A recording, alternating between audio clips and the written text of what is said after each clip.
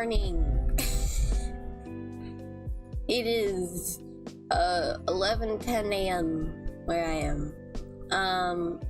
Today we are continuing Beacon Pines. I'm really excited to continue playing this game. That was my dog, if you heard him. He shooketh. Let's see, I literally like just woke up like 30 minutes ago, but that's okay.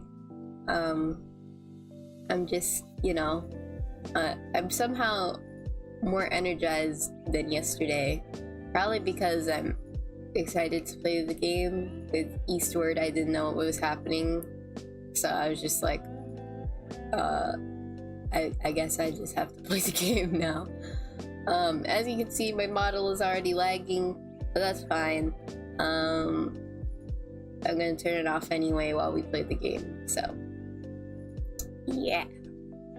Alright, let me turn off my AC. I always forget to turn it off before I unmute. What else? I had an interesting dream last night. I don't remember much of it, but I remember flooding and running away from people or something. I don't know. Trying to blend into a crowd while like 5 people were coming after me because they were like my friends or something, and they're like, no, you can't leave this thing. But yeah, I hear a train in the distance. Oh yeah, literally when I was about to start the stream, a train went by. Like, it knew that I was that I was about to stream. Every time that I'm going to stream, it like, comes by and just like, hi, I exist and I'm going to ruin your audio. But yeah, anyway, let's start the game. No more small talk. Let's go. Boop. Down over here. Since it's lagging, we know no model. Boop. Okay. Desktop audio. I don't know. Hang on.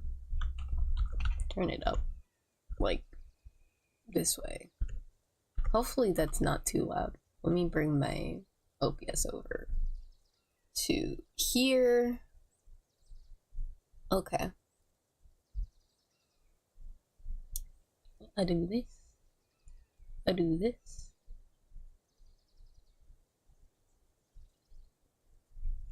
Hang on. I forgot the buttons. What big ears you have. Whoa. Lucas sat shivering in the bushes, staring at his feet. After checking to make sure the coast was clear, Beck gave him a gentle tug on his sweater. Oh right, Grandma is one of those people in the yellow suits. Oh right, there's freaking, I got a voice act. Hang on. Let me turn this down just a smidge. Okay. What's wrong?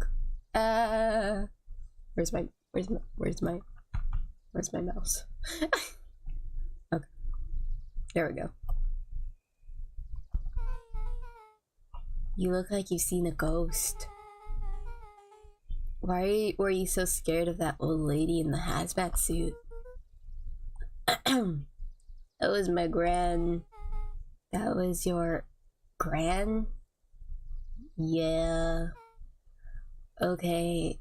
Well, I'm sure there's a perfectly reasonable explanation for all of this.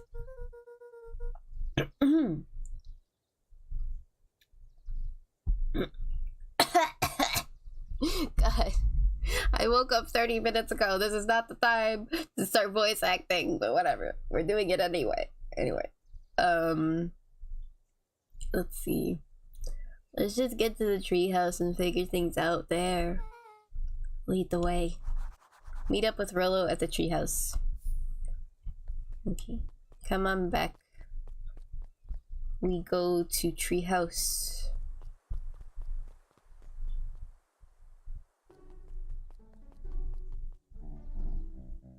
For the last time, there's nothing to worry about. Of course we're not worried. Board finished writing with a scratchy flourish and looked up. Just dotting our I's and crossing our T's.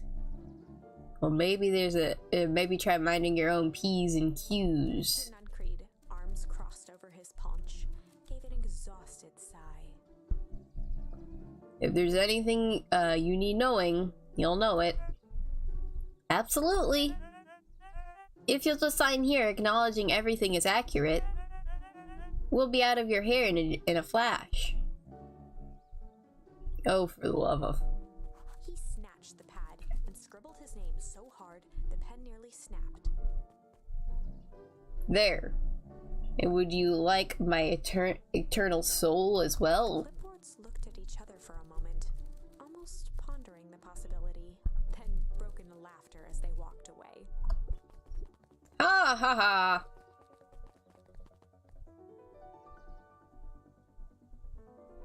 What's with this music? I like this music, but why is it happening?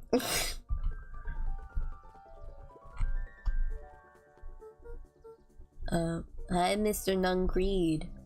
Luca, let me give you some advice. The next time someone you don't know asks to hear your thoughts, give him a good hard bop on the kisser. Oh, Gran tells me to just keep away from the clipboards.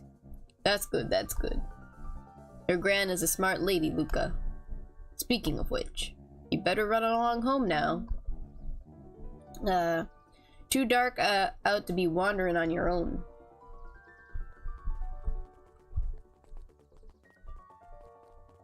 Okay. Oh, this lady is still here reading the book? The answers you seek will be revealed to you in due time. The question is, the figure intoned. Are you prepared to live with the truth? Another day, another dollar. See you tomorrow, Z. Have you noticed how all the perennial harvest folks order the same drink? Decaf cappuccino with an extra foam? Why? I don't know. I just thought it was a little odd. Pretty weird for sure. Well, the customer's always right. See you bright and early tomorrow. I can't wait. Alright. Actually, can we go anywhere else, or is it gonna like make me stop? Oh. We can't go other places. Locked. I'm trying to find some charms, bruh.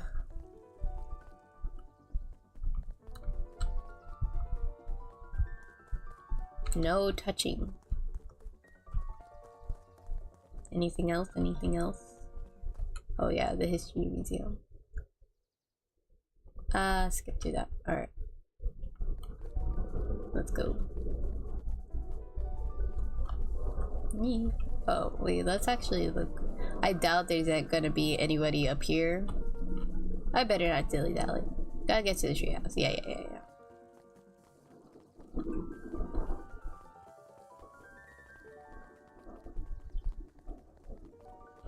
Yeah. William Kerr and Gus Valentine proudly surveyed the half-covered festival banner. They're all coming together quite nicely. I couldn't have done it without you. The mayor gave a half-hearted shrug. I'm not so sure about that. Nonsense. That reminds me. I wasn't able to thank your sister for her contributions. Yeah, she has been indisposably. She doesn't like me much. She doesn't much like me, does she? Oh no, that's not it at all. She's just been busy. Of course. Regardless, I would be forever grateful if you could pass my thanks on to her. The History Museum adds a real air of import to the whole affair, and we couldn't very well celebrate the story of Beacon Pines without including the Valentines. My father was a great man. You're darn tootin' he was. Locked his arm on Gus's shoulder. But I mean the entire Valentine family. Present company included. Can I ask you something, Mr. Kerr? Call me William. Ask away. William, why are you doing all of this? Gosh, I've never felt one needed a compelling reason to throw a party. Not just the festival. All of this. There's gotta be 100 down on their luck towns out there. Why is Perennial Harvest so invested in helping Beacon Pines? You know what I love most about the agriculture business? Seeds. Seeds? Yep, little bundles of potential. Glimmer in his eye, Kerr gestured grandly toward the horizon. You treat a seed right, nurture it, feed it, and it can grow into something truly special. You see potential here. Undoubtedly. The seed of greatness is already under our feet. All it needs is a little nudge. And the right leadership, of course. Oh. Good night, Mayor Valentine.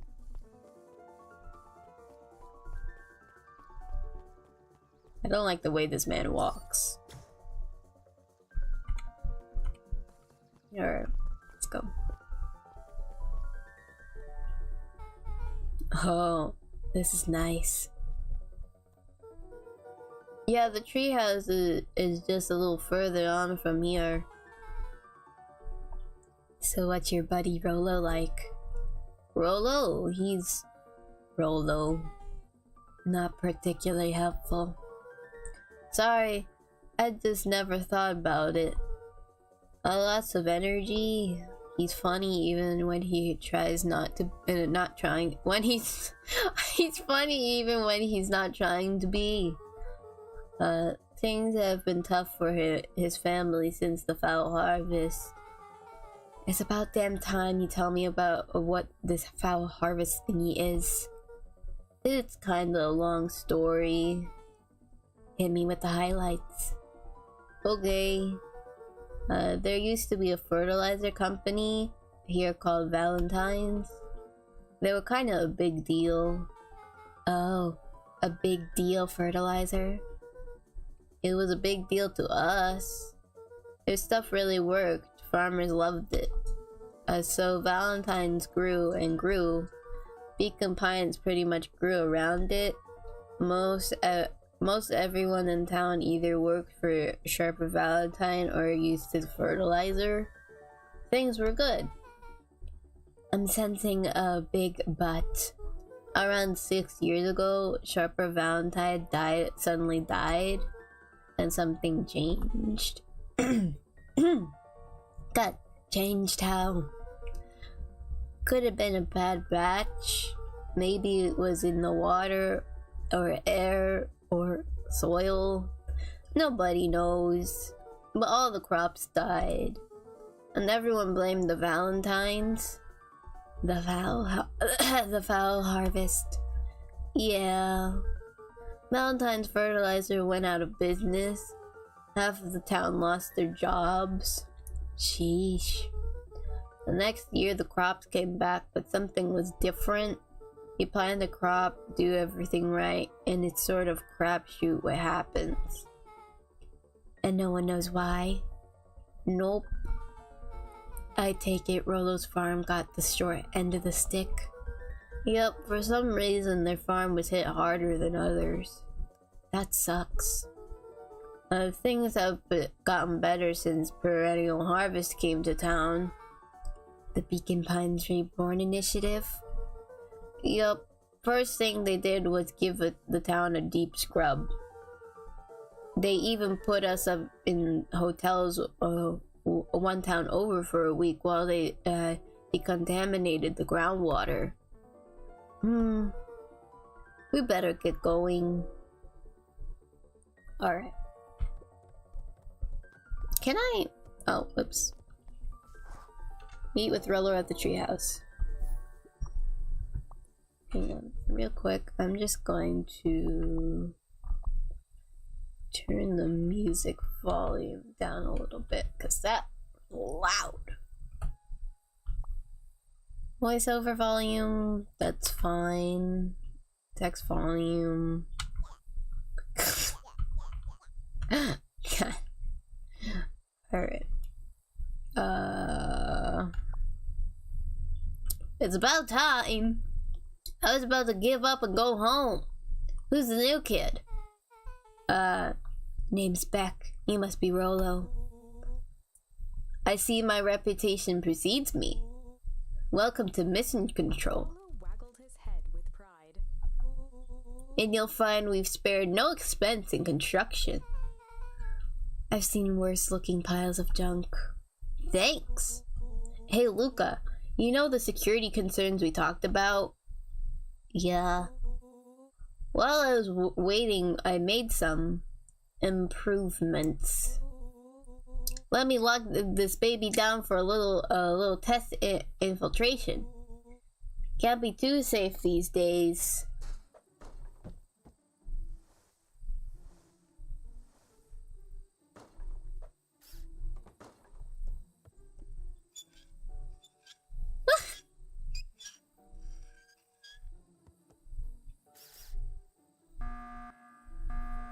God, that sounds like the emergency button in freaking Among Us.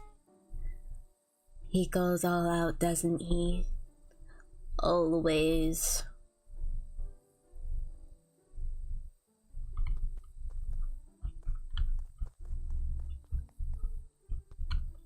What am I supposed to do? Rollo! Good sir! Oh.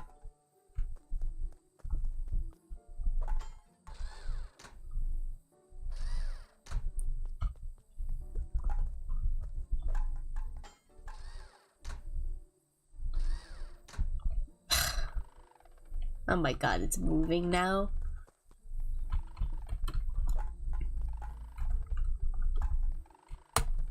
Hang on, I got this.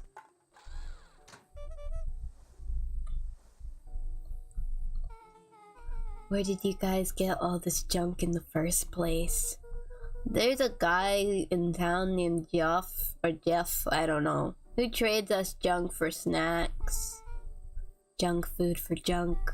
Nice. Okay.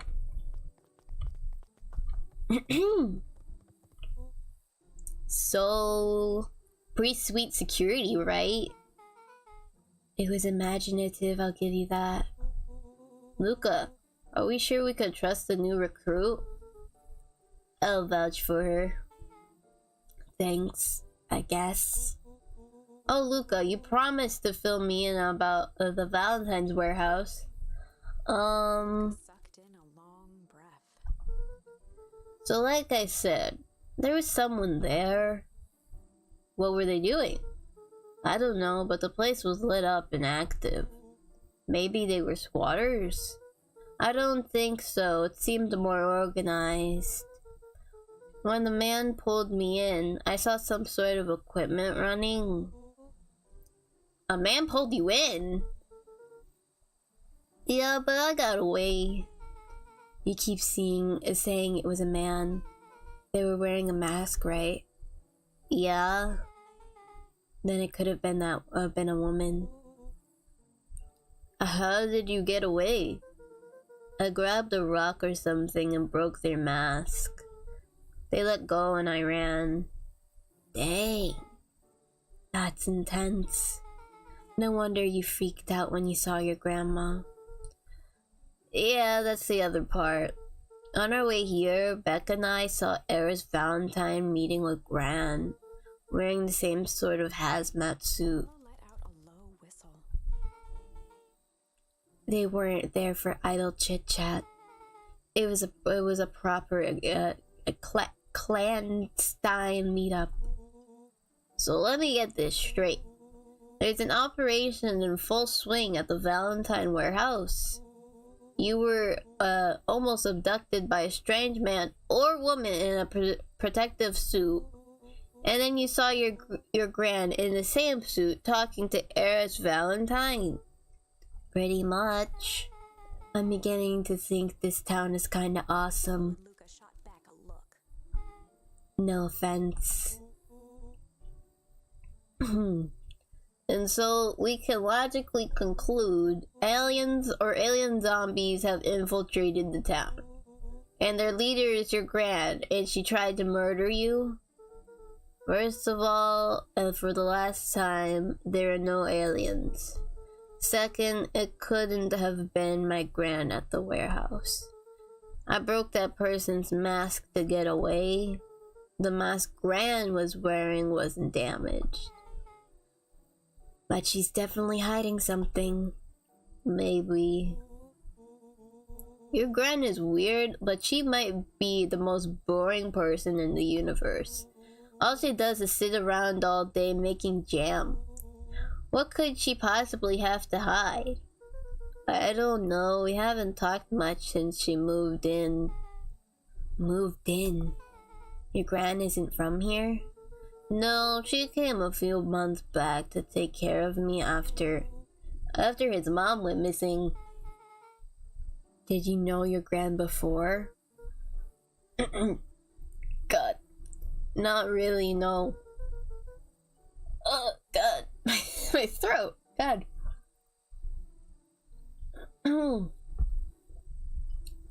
It's been years since I'd seen her. Luca, don't take this the wrong way. But are we sure your Gran is up and up? Is the up and up? Luca gazed out the window. I'm just saying. It sounds like strange stuff has been happening since she showed up.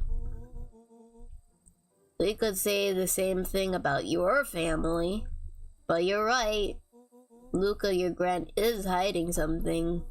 And Pa always said folks only bury stuff worth digging up. You need to investigate your house. If my Gran really is hiding something, don't you think I would have noticed by now? That's the whole point of hiding something. I guess you're right. Gran's been leaving the house for hours at a time this week. I'll call you two tomorrow when the coast is clear, and we can start getting to the bottom of this. I'm always for a good snoop. You can count me in.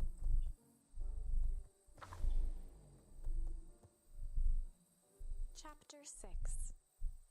Chapter 6. Secret lair. Summer forged ahead, but the nights only seemed to grow colder. Luca walked home slowly under the pale starlight, cautious to avoid any more surprises lurking in the shadows. Reaching home, he slipped quietly into bed, half dreading what they might discover the next day.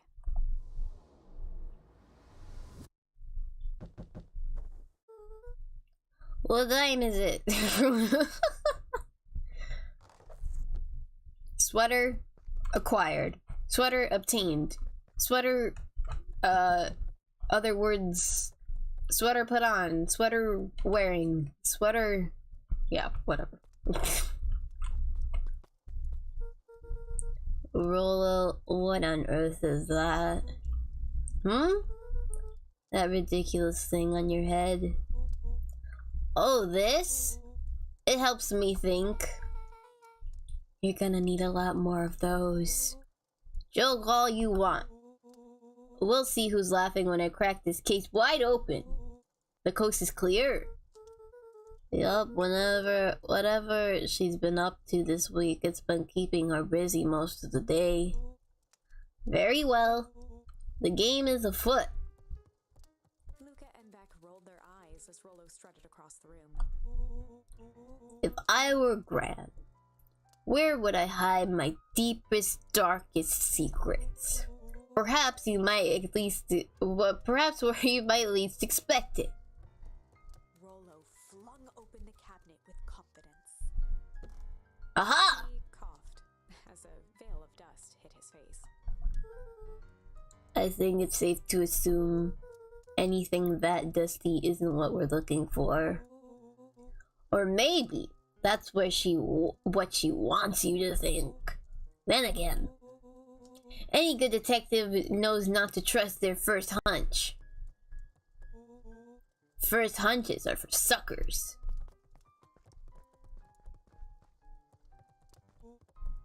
Eureka!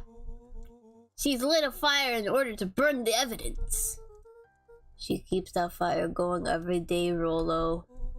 Drat! Maybe, may already be too late. Just think of the mounds of documents lost to ash. Okay, I'm gonna stop you right there. Can we just think for a moment? Luca, is there anywhere Gran doesn't want you to go? Yeah. The closet upstairs. So maybe it stands to reason that we should check there first. No dice, it's locked. Well, well, well. Look who stands to reason now. I have no idea where the key is. If it really is important, then she probably keeps it with her. Anywhere else? She has her berry bushes. Who has ever thought, I'm going to take this important thing and huck it in a bush? True. Anything else? Maybe something out of the ordinary? Well, she is always worried I'll break her fancy dishware in the kitchen. But it doesn't matter anyway, I can't reach the hatch. A look of realization crept onto Luca's face. All three kids snapped to glance at each other, then sprinted and turned toward the kitchen.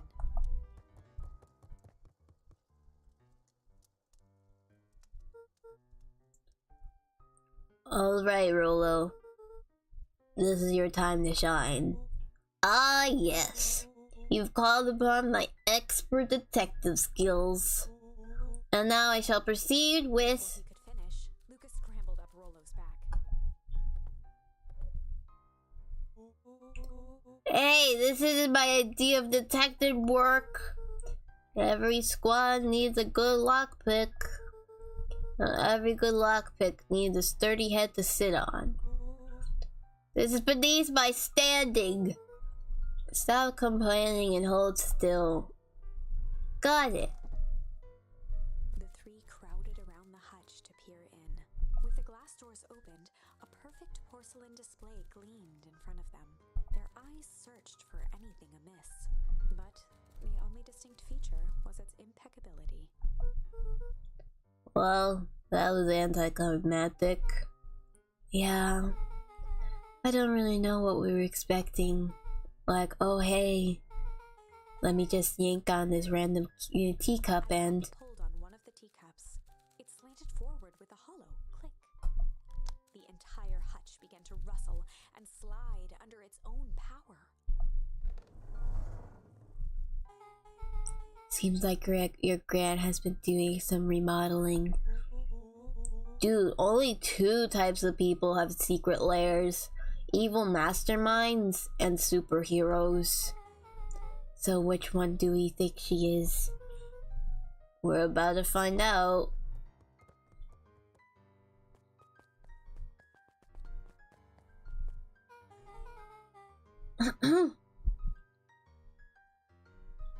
Sorry, taking a drink. So, okay, so more of an unhinged conspiracist vibe. Oh, wow. Yeah, this cannot be good. We need to look around before jumping to conclusions. Alright. What do we have here? Barrels marked caution explosive. And jam jars. That's enough jam to feed the whole town. What kind of oh my god, incendiary jam is your grandma making?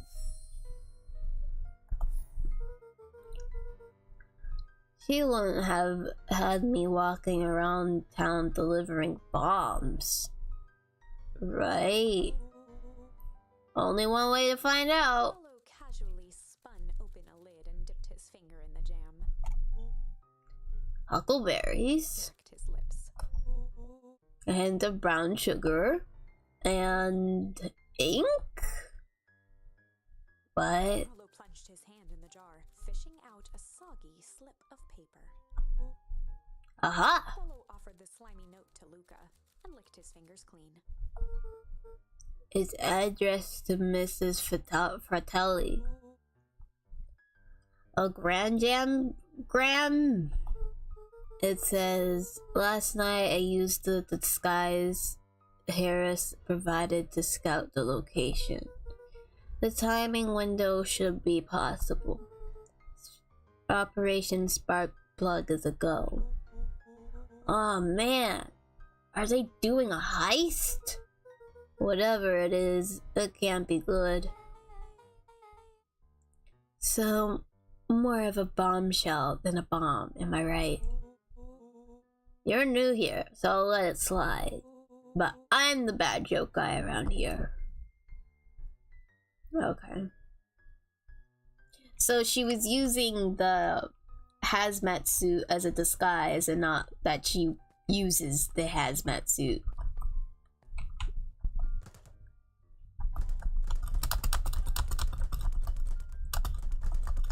Damn. Grand is Grand practicing for a beating. A spider web of string connected photos of people from the town, interspersed with hastily scrawled notes. Well, she sure has kept herself busy. Is your Gran a serial killer? 'Cause I'm starting to get a vibe. Don't be ridiculous. Sure, she's just tracking the movements of everyone in town, out of the kindness of her heart. She put little symbols by some of them. Yeah, Mr. Nuncreed has a check mark. The clipboards are all inside a big circle.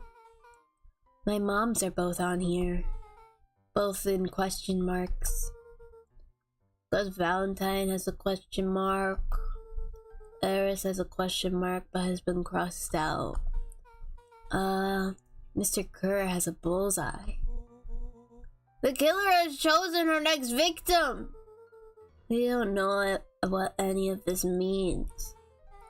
Whatever it means, it's probably not good.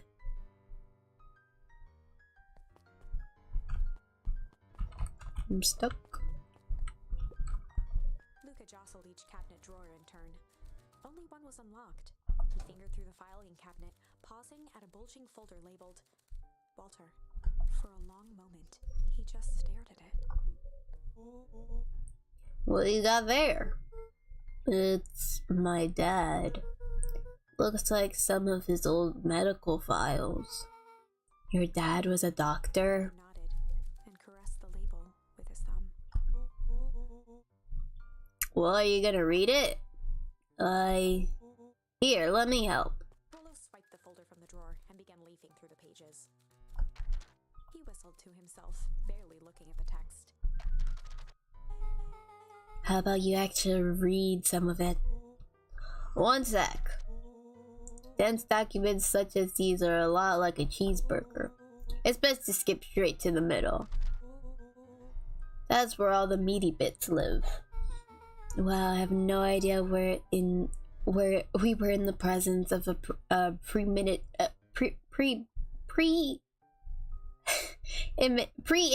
scholar of dense documents and cheeseburgers. By all means, proceed. Stopped at a page and mimed, holding up a monocle. Ah, here we are. Follow-up examination of Terrence Wilby. Patient shows further signs of paleness and malaise. Body temperature continues to drop. He now describes soreness of muscles and joints. This is similar to the symptoms exhibited by Mrs. Willoughby just a few days past. Still waiting on lab results from Joseph. Lola looked up with heightened surprise. See? Creepy. Yeah, that's kind of disturbing. Who's Joseph? That's Mr. Noncreed's name. Wait. Lola's finger traced across the page. There's more scribbled in the margins. Could it be contagious? Mr. Willoughby claims then the tap water in his home has been contaminated. Perhaps environmental? What? Dogs! Oh my god. Hang on.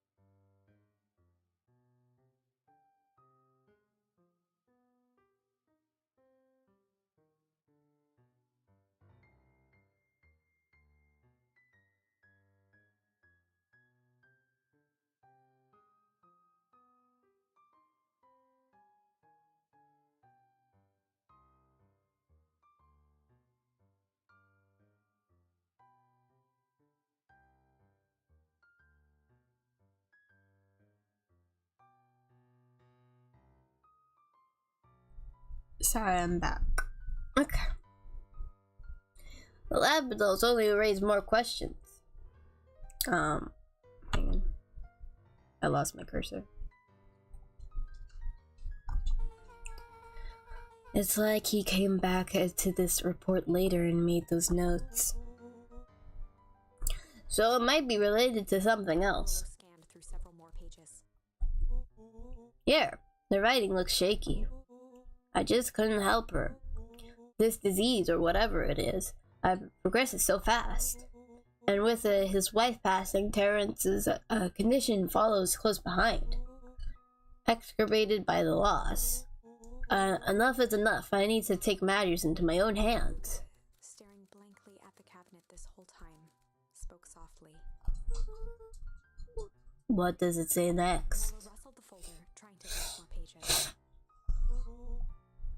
That's where it ends. What? There has to be more. Frantically shoved the remaining cabinet folders, trying to find another labeled Walter. Look up. I think that's the only one. It's alphabetical C. What did he mean enough is enough? How did he take matters into his own hands? Oh my god, this is BS. Slammed the drawer shut. Oh man, poor Luca. Like, move. They crowded around a worn-down old map of Beacon Pines. Cool. This looks like a treasure map. Not every old map is a treasure map, Rolo. Yeah, but every treasure map is an old map. Can't fault that logic. Look, there's even a pathway drawn on it. It starts at the entrance to town. And if we follow it, Lolo carefully traced the path with his finger. it leads right He to jabbed down at the end point.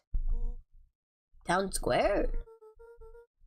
That's the fountain in the middle of town. What a weird place to hide treasure.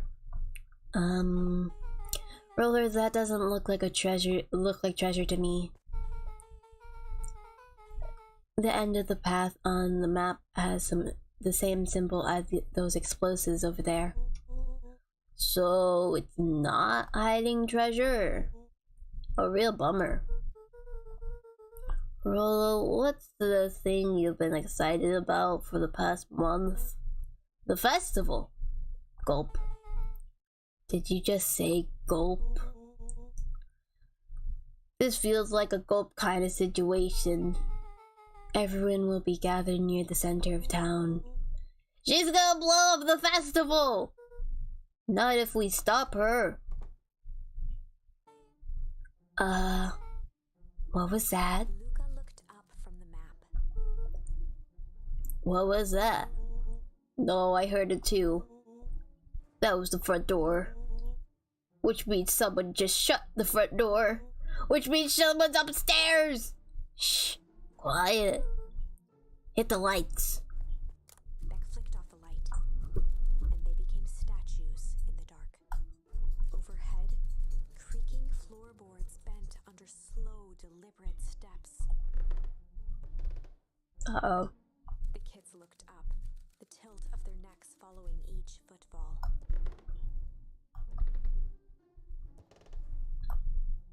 Then suddenly, it stopped. Without realizing, they'd been holding their breath. All three exhaled shakily and glanced at each other. A muffled male voice broke the silence. Hello? The final few footsteps reached the entrance above them, and the voice now echoed down the stairs. Anyone down there? Three kids shuffled to the corners without a peep. As he began to descend the stairs, the man's voice punctuated every new step. Thump. Yoo-hoo! I'm not here to hurt anyone. I'm just here to help. Just... At the bottom step, the man paused, squinting to search the room for signs of life. Huh. Guess it's nothing. Shifted suddenly. Luca gave him an intense, chastising look and whispered through clenched teeth. Rolo, don't. It was too late. Rollo was already inching toward the stairway. He screeched as he charged toward the shadowy figure. Flaming chicken coop! With all his weight, Rollo tackled the man to the ground. Rolo. Mysterious creepy man? Anyone there? From the dark corner, they saw something move. Well, I didn't know I had an enemy. But there was only one way to find out. Holy crap, Rolo, that was awesome. Wait, did you just kill that person? Luca scrambled to the hunched figure on the ground. Pressing his fingers to the man's neck, he sighed with relief. You sure clobbered him good, Rolo. He's knocked out cold. As Beck flicked back on the light, Luca and Rollo both gasped in stereo. Mr. Tolliver? Chapter 7. The Interrogation of Hiram Tolliver. Ugh. Still unconscious, Mr. Tolliver slumped heavily in a shoddy old chair. His hands were bound with rope, his feet tied with some loose string. The kids huddled in a circle, discussing their plan. One thing was certain, they couldn't just let Mr. Tolliver go. They needed to know what he was doing in Luca's house. After some deliberation, it was decided. They'd run the classic good cop, bad cop interrogation. Good cop, chill cop. I only have chill, so They'd run the classic good cop, chill cop interrogation.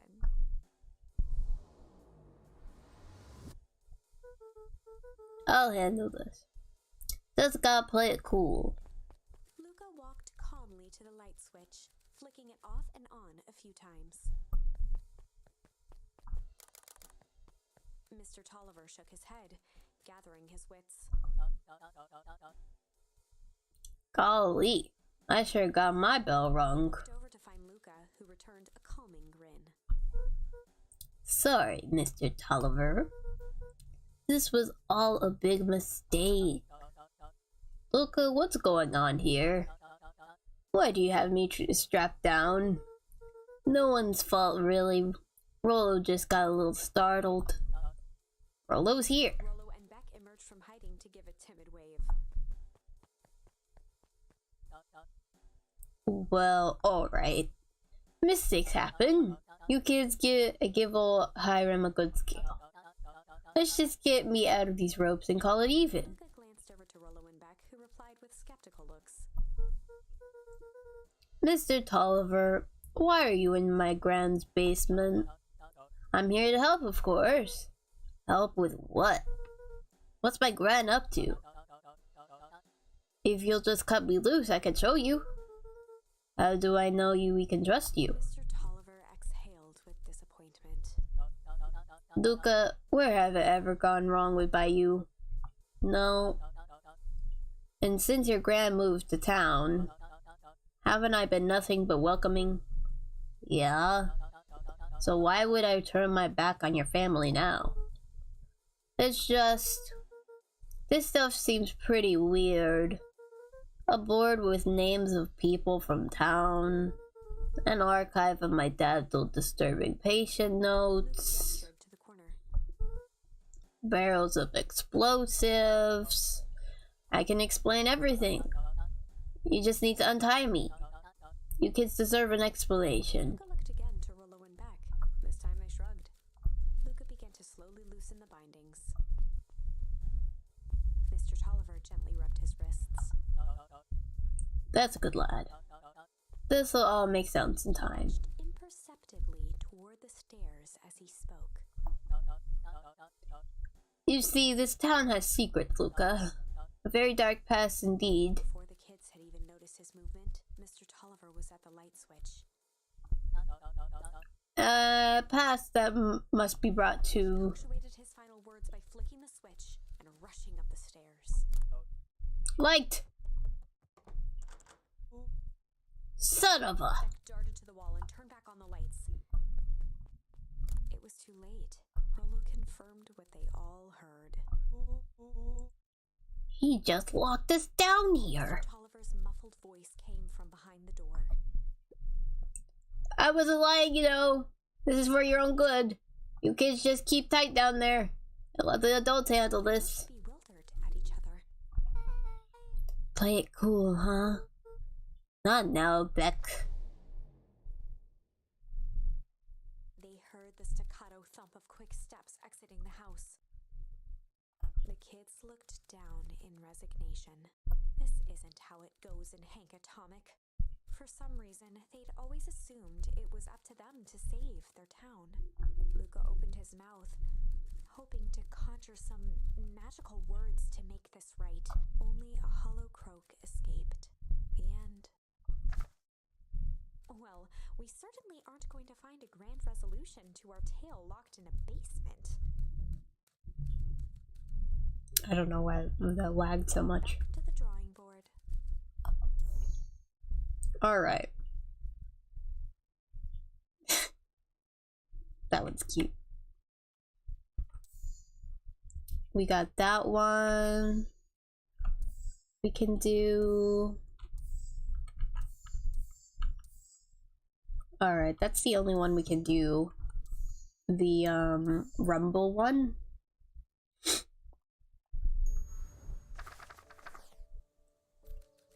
Luca began to respond, but the sky answered for him as the clouds above began to rumble.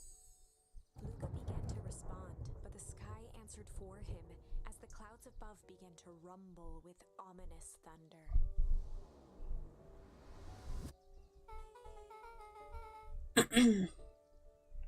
You sure we can make it home before this storm kicks off? Luca surveyed the roiling clouds. I'd say the odds are good. Maybe you should stay here and I'll just make a break for it. At that moment, the heavens opened up, unleashing torrential rain.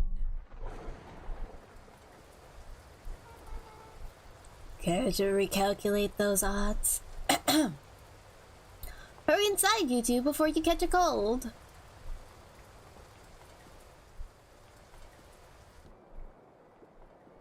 Luca, Nellie will keep trying to reach your gran on the phone. Sorry. In the meantime, you two hold tight.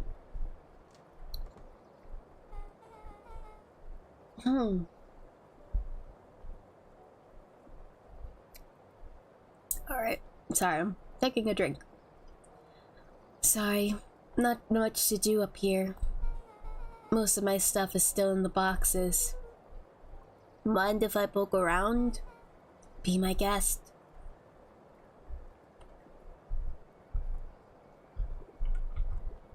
Luca bent down to examine the bouquet of wilting flowers. Judging by the odor, they were well past their prime.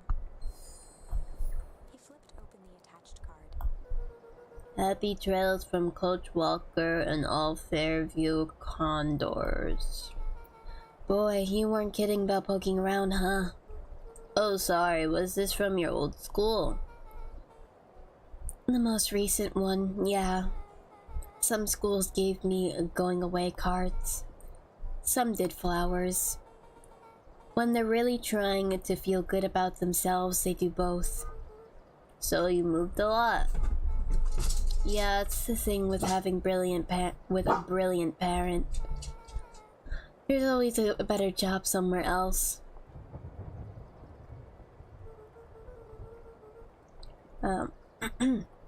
These flowers would last longer if you put them in some water. Dog, shut up. Oh my god.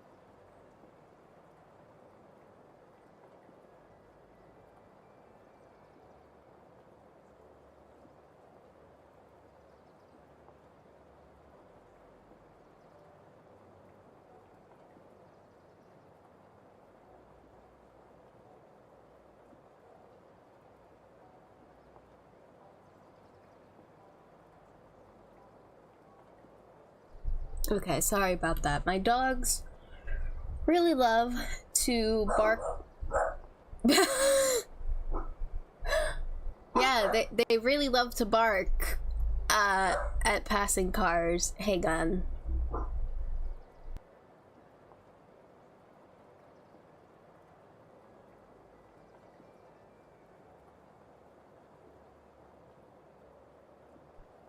Okay, hopefully that's the end of that. Bro!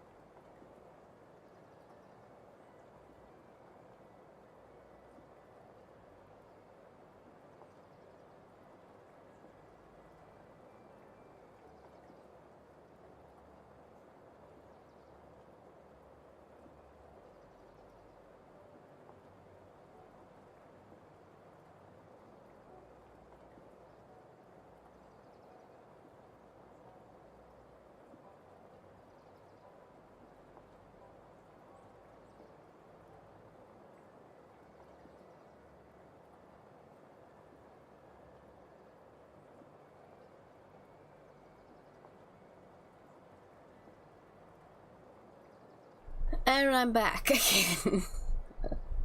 God. Alright. I closed the window. Well, I closed the curtain to the window that shows outside. So hopefully they don't bark anymore to like passing cars and stuff. Alright. That's the sort of thing I would do if I can. Oh. Well, you cared enough to keep them, is all.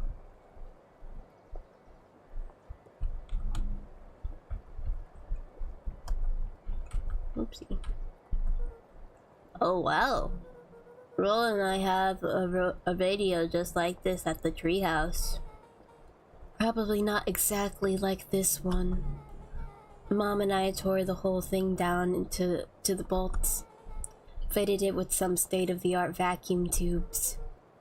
That seems pretty awesome. She gets carried away sometimes. I think she feels guilty for working too much. So when she does have time for me, she showers me with high-tech overcompensation. I bet you can get all sorts of stations on this. Not out here in the boonies. You wouldn't believe the stuff I could pick up back in the city. Around here, that's all farm reports and static. Ah, shucks. Luca squinted into the eye hole of the microscope. This looks wild. What is it? Gum. Gum? Luca adjusted the slide with his fingers to get a better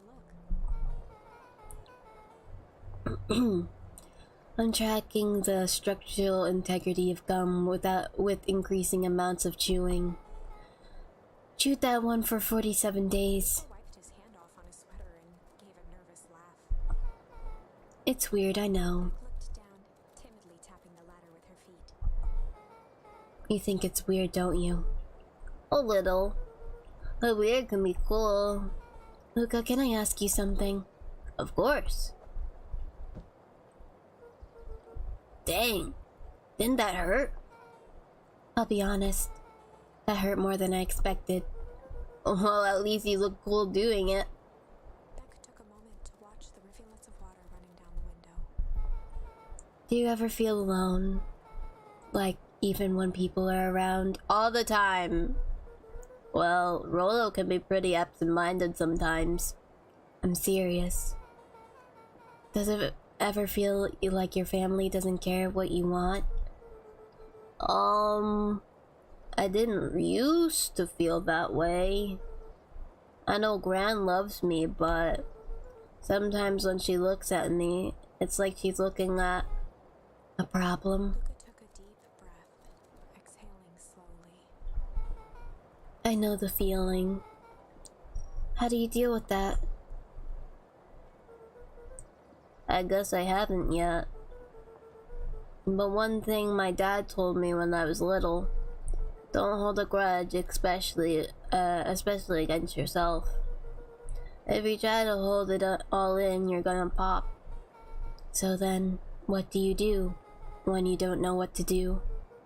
Dad never got to that part. Something I figured out on my own though. You gotta do something, anything. Here. What are you doing? I don't know. Something. We gotta register our complaints with the storm. Listen here, you miserable universe. Stop jerking me around. I just want things to go back the way they were. Everyone tells me it's gonna be alright. That things are gonna change. Let out a feral scream that echoed into the night. Every time something changes, everything gets worse. Screw this town. Whoa. Let me try. Moving sucks. I hate it. I hate it that I hate it. Why can't you just deal with it and be happy for my mom? Why can't we just stay somewhere? Brah! Voice dropped to a trembling whisper. I just want to be a normal kid. Brushed off her shirt and straightened up. There. Wow, I actually feel a little better. As abruptly as it began, the storm abated. Thanks, I needed that. Me too. I should head out before the rain starts up again.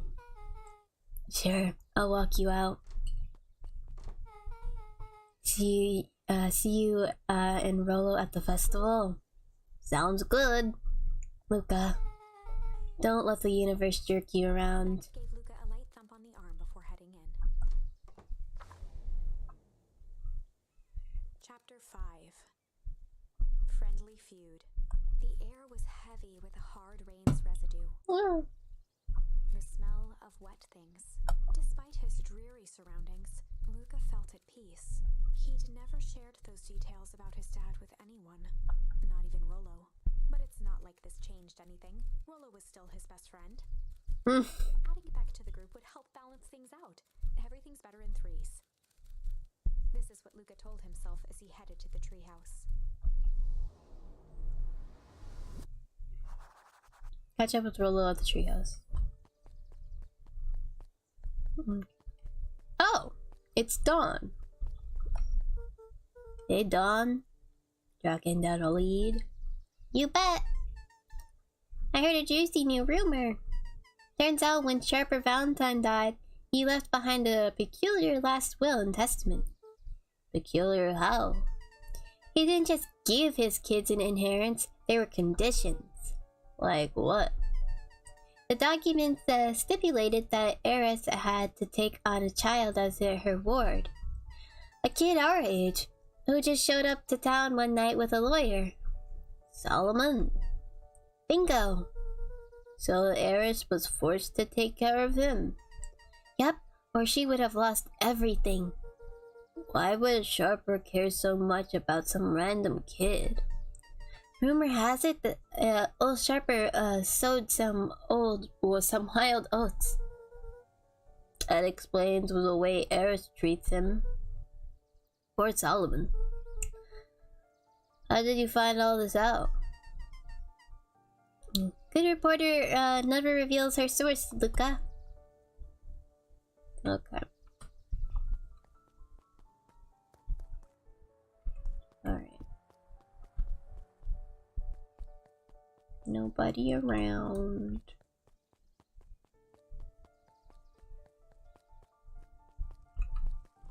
Except this lady who's still reading. Did you read in the rain? He met his old friend's eyes and was greeted with nothing but ice-cold anger. Heavens! This is no time for fractured friendships. Uh-oh. Does that mean that we're gonna have an argument with Rollo? Excuse me, what are you doing? Just locking up for the night, sir. Oh, wonderful. I can only assume this means all festival preparations have been completed ahead of schedule. Not exactly, sir. The storm set us back a bit, and it's getting late, so we all decided to... You all decided? Yes, sir. I was unaware that your job involved deciding things. We all here at Perennial Harvest because we believe in creating a better future. Yes? Yes, sir. Very much, sir. Do you want to be the one to tell this town that we failed them? No. That we gave up because there was a little rainstorm and we all got sleepy? Of course not, sir. Good. And it's decided. Yes, sir. We'll work until the task is done. See that you do. Our harvest awaits.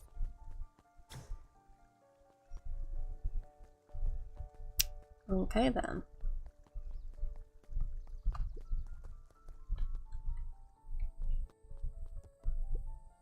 Rollo, are you still up there? Oh, great. I'm sorry, Rollo isn't accepting visitors at the moment. Come back never. Luca had only ever heard him speak in this stiff yet gentle tone a few times, and it always meant one thing. You're upset. Oh, what makes you say that? Because, maybe because my best friend abandoned me for no reason? I didn't abandon you. I'm just a little late. Rollo scoffed. The rain held me up. Liar! You weren't even home. What? The storm got bad and I got worried, so I went looking for you. Imagine my surprise when I made it to your house and you weren't there. I hadn't made it back yet. I'm not a fool, Luca. It didn't take all day to deliver some jam. No, the storm rolled in out of nowhere, and I got stuck after dinner at Beck's house. Luca stumbled on his words, knowing he'd said too much. Beck? Dinner? What the heck is a Beck? She's a new kid in town. It's actually kind of cool. You'd like her.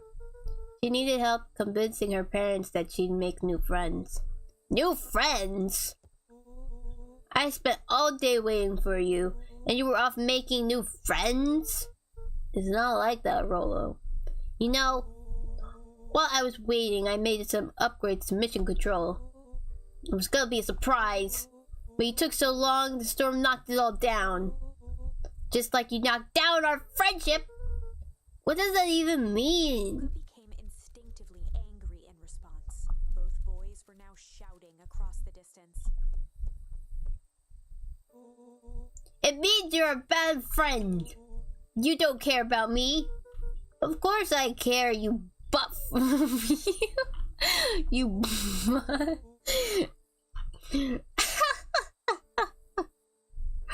God. Sorry. This is a serious scene and I'm laughing. I'm sorry. I knew I'd get in trouble waiting for so late for you. But I kept my word. Cause that's what friends do. Oh wow. What made a noble sacrifice you made? Easy for you to say. Your grand doesn't even care. You can stay out as long as you want. And you wouldn't even get in trouble. Seriously? You're acting like I chose this? If that's what you think, then maybe you're the bad friend. Tone changed to a calm, yet more intense anger. Maybe Pa's right. Storms bring more than water. This one brought out the real Luca. Stop quoting your Pa's nonsense like it means anything. Well, at least my Pa's still around. Words hung in the cold night air. Rolo's stomach dropped, knowing he'd crossed a line. But it was too late. Luca, Good night, Rolo. Dang it. Great. Lovely. Yay. Luca dug through his old stuff, not even sure what he was looking for. Ball. Rolo. What a jerk. Call me a bad friend. Oh, I'm Rolo. Look at me and my amazing family.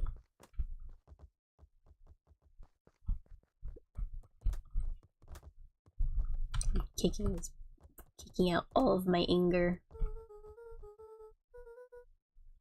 If Rolo saying I'm still going to the festival with him, he could shove it.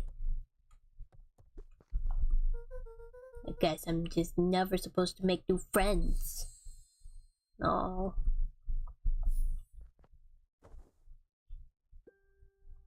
Luca! And cooed gently from the hallway. He slept straight through breakfast. Luca, are you alright? I'm fine. Don't feel like getting up yet. Oh, okay. I'll leave this oatmeal by the door. I've gotta run out and take care of some things. Okay. I'll get back later to check in.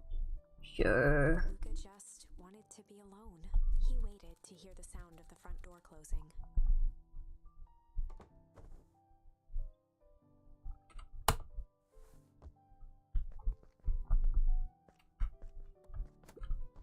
I bet Rolo's still going to the festival.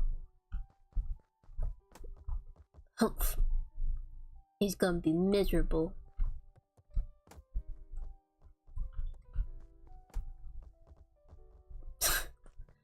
Okay, anything else in the room?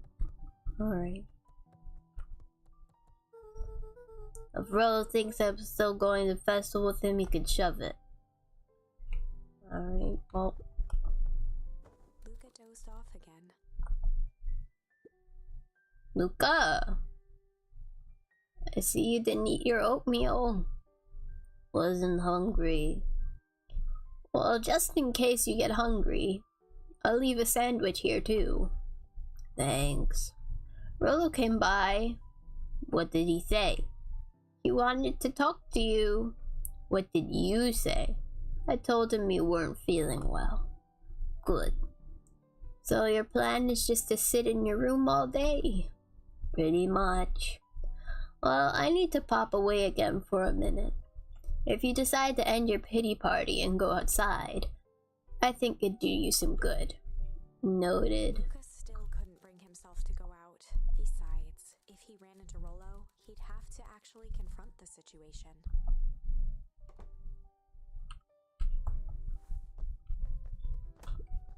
There's never anything interesting on the festival anyway. Oh. Really, like, how would I, can I, what?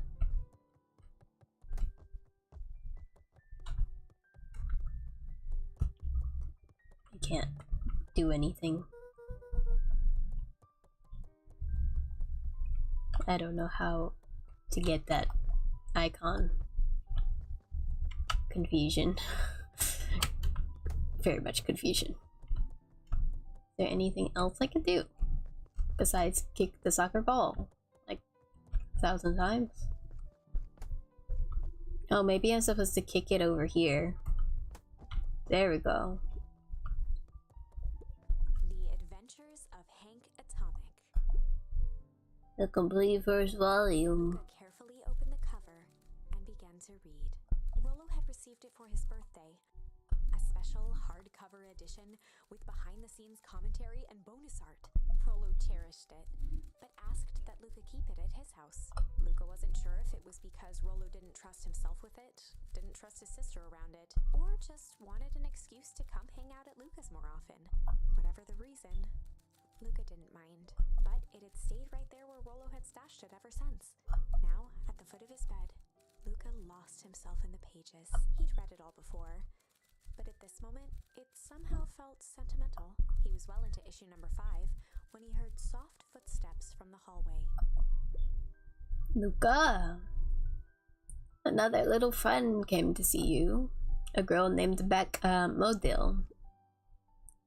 She said you met yesterday. What did she say? Is she here? She was just dropping by. I told her you weren't taking visitors today. Oh. She seems nice. Yeah. You had a fight with Rollo, didn't you? Can I come in? Maybe later. Alright then. I'll leave dinner on the kitchen table, in case you want a bite before bedtime. Without realizing it, Luca had pouted away the entire afternoon. He once again felt the weight of it all, and allowed his weary eyes to close. Luca stood in a vast black expanse. He looked up at his father standing beside him. Walt was working a straw at the bottom of a fountain glass, trying to collect the last bits of milkshake. Dad, where are we? Taking a final loud gurgling sip, his father peered up from the glass. He jangled the straw playfully with a warm smile, then lifted the empty glass as if to point into the darkness. The source? Luca's eyes followed his father's gesture.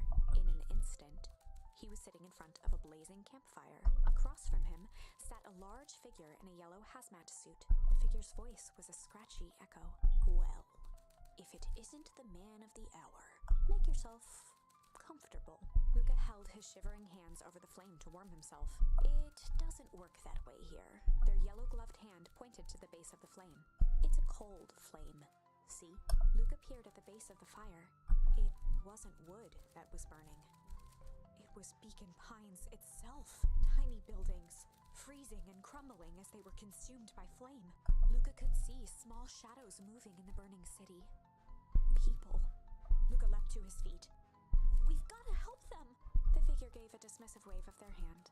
Why waste energy helping people who can't even help themselves? The figure bent down to examine the panicked crowd as they desperately tried to stop the flames. They only care about what's right in front of them.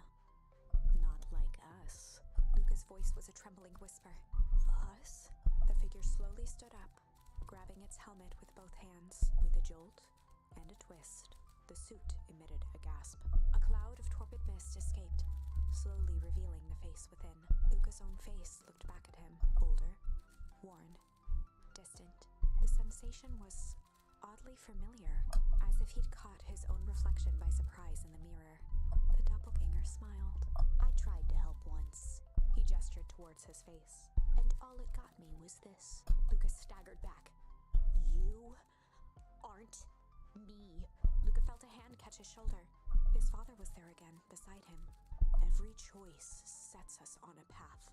This is the end of one of your paths, son. Luca watched his older self shake its head ruefully, its face twisting into a cruel grin. Welp, Dad. If you wanted him to see this, far be it from me to disappoint. Luca watched in shock as the figure took a confident step forward and plunged into the flames. In a flash of cold light, he was gone. What does all of this mean? Luca felt a reassuring squeeze on his shoulder. Just remember, why we choose matters just as much as what we choose. Luca woke up to see a hazy figure at the foot of his bed, silhouetted in the morning sun.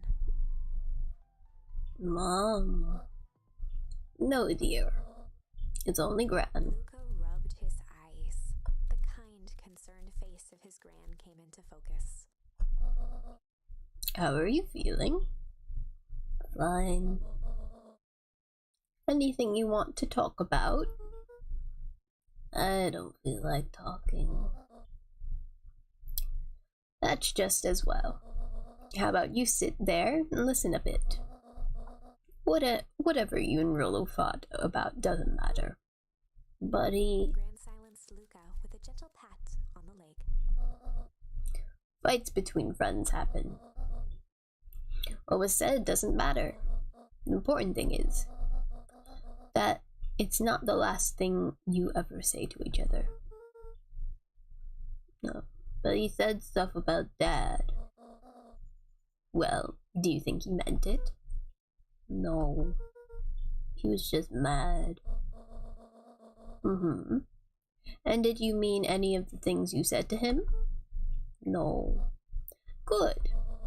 One must appreciate friends in their best moments, and accept them in their worst. Now, get your little butt out of the bed. The festival's today. You don't want to miss out that, do you? I guess not. Seems like a good opportunity to make amends with Rollo, doesn't it? Luca gave a reluctant nod. So buy him a corn dog and apologize. But he's the one that... What did I say? Buy him a corn dog. That's a good boy. Everything's better with corn dogs. I need to get going now. Got some last minute festival business to take care of. I'll come find you at the fountain a little after lunch. Alright. Love you, Luca. Love you too. Luca took a deep breath. Okay. Chapter 6. Through Thick and Thin. Despite Luca's bitterness, Gran was right. He needed to hash things out with Rollo. A big fight changes the nature of a friendship.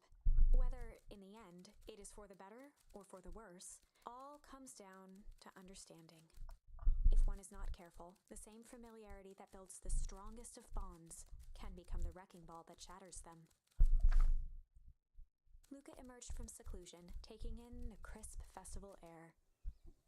But the events of the day weren't on his mind. He had to find Rollo. Okay. I still think Rollo was a little bit, you know, whatchamacallit, not over-exaggerated. Like, I feel like the fight wasn't necessary. Anyway, there you are. Brillo wanted me to tell you something. What is it? Oh, sorry. She rolled her eyes, shaking her head. Space Adventure through, though you needn't buy it. If you be brave, go somewhere quiet. Roxy, I don't. It's a riddle, Luca. My goofy little brother wants you to find him. Looked down and kicked at the dirt. Look, I know you two had a fight. The only thing more annoying than my little brother is my little brother without his best friend. So I'm doing him this one favor. Now I need one favor from you. Whatever it is that went down between you two, squash it. In Space Adventure through, you needn't buy it. If you be brave, go somewhere quiet. The library. But yeah, I don't think... I honestly think that Rolo's, like, reasoning for being mad was, like, a little much. Like, okay, I get that he was mad initially, but after Luca explained to him, like, oh, the rain kept me up and blah blah blah blah, I feel like he should have just dropped it. But anyway. Oh, goes the beetle hunt. Pretty rotten. I haven't seen so much as an XUV. And it's not just the beetles. This morning I couldn't find any critters at all. It's like everything that buzzes or skitters just packed up and left. I'm sure they're out there somewhere. Maybe all the commotion of the festival just spooked them. Yeah, maybe that's it. No, there's this like doomsday, bro. There's something going on. Unique New York. Unique New York. Oh. Oh, don't mind me. Just warming up for my big ceremony speech. Gotta limber up the old gab box. You nervous? Oh, heavens, no. Well, break a leg. Give me a gift of the... I don't know what that said.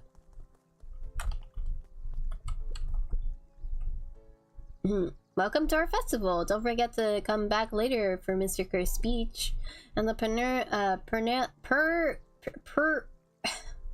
perennial Harvest Festival sign reveal. You don't want to miss it.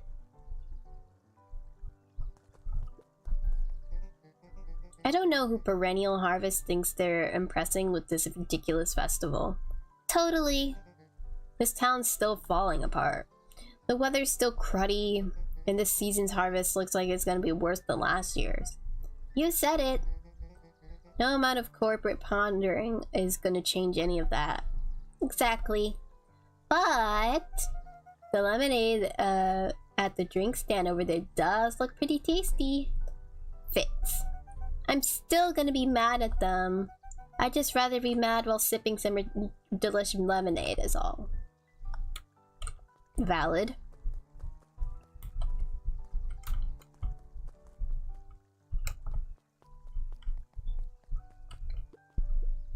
Ain't moving. Jeff was staring into the distance with a wistful look. Hey Jeff, everything alright? Yeah, everything is fine. I mean, used to be fine. It just ain't these days, you know? I really do, actually. Jeff turned to Luca with a furrowed brow, then gave an understanding nod. You do, don't ya? For a moment, the two now shared that same wistful gaze.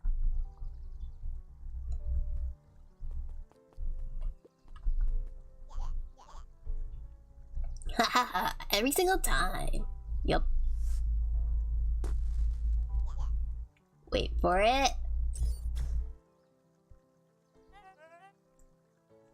Unexplained sound once again noted. Like clockwork. What a bunch of drones. Haha. Interesting.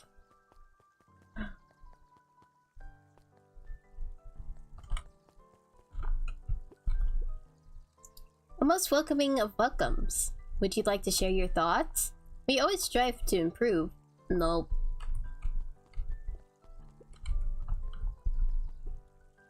This is the first time I've seen this many smiling faces since the foul harvest. My doubts about perennial harvest, but I must admit they do put on a nice party.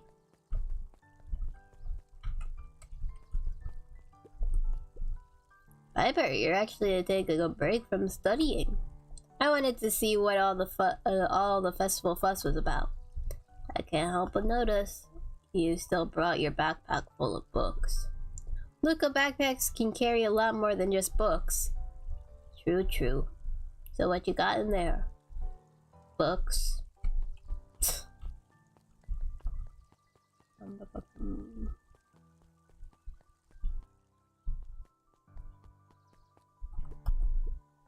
Hiya, Luca. How's Griffin doing? What? Oh, nothing. I just pretend I didn't say anything. Griffin? Who's Griffin?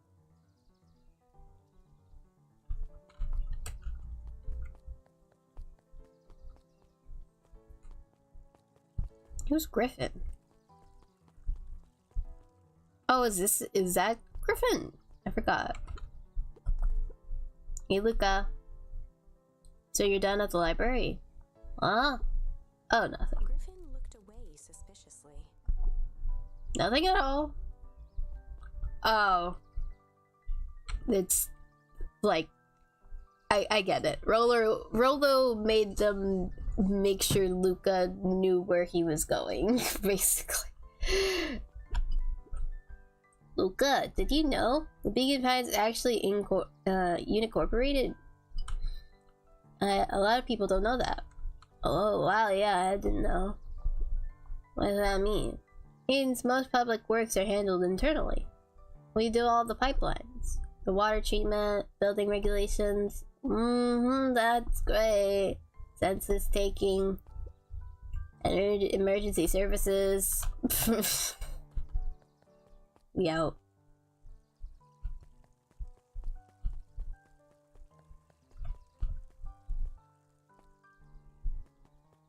Hi, Dawn. Oops. Yawn. I've got a question for you. What do you think is this whole festival is for? The way I figure it, Perennial Harvest is trying to win over the town. Like a bribe, but with balloons. Cynical. I like where your head's at. That's why I assumed that first, too, until I eavesdropped on a couple of gossipy clipboards. What if I told you that this whole thing is really a special shindig for a super secret guest of honor? A special guest, who? I haven't dug that deep yet, but whoever it is, PH thinks they're a big deal. Can I go in the diner? Locked. Okay.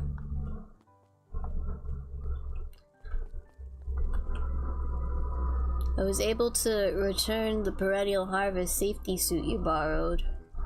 I don't think anyone noticed. Good. Now, will you tell me what you needed it for? It was a favor of an enemy of my enemy. This isn't going to harm Mr. Kerr, is it? All you need to know is that it's for the good of the family. Oh, that's great.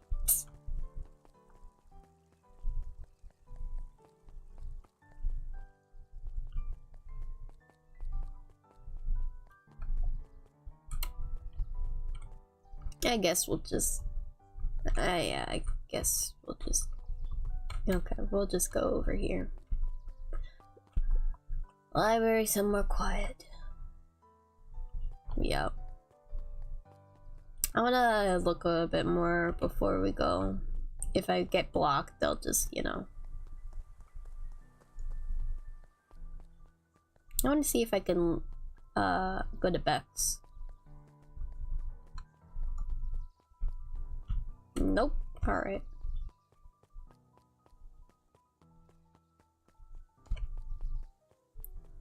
Alright. To the library.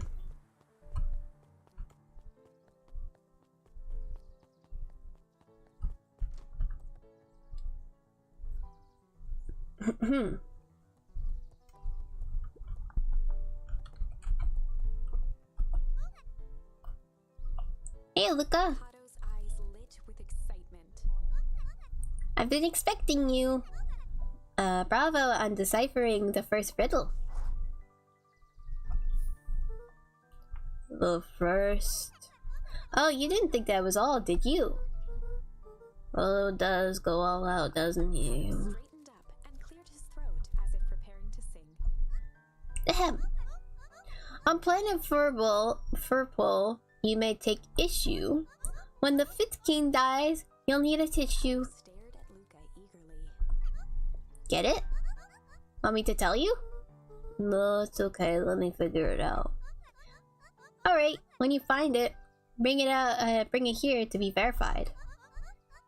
And if you decide you want the hint, the offer still stands. On planet Furple, you may take issue. When the fifth king dies, you'll need a tissue. I don't know what the frick is a planet Furple. Hey, hi Jace. Still working through the newest Hank Atomic?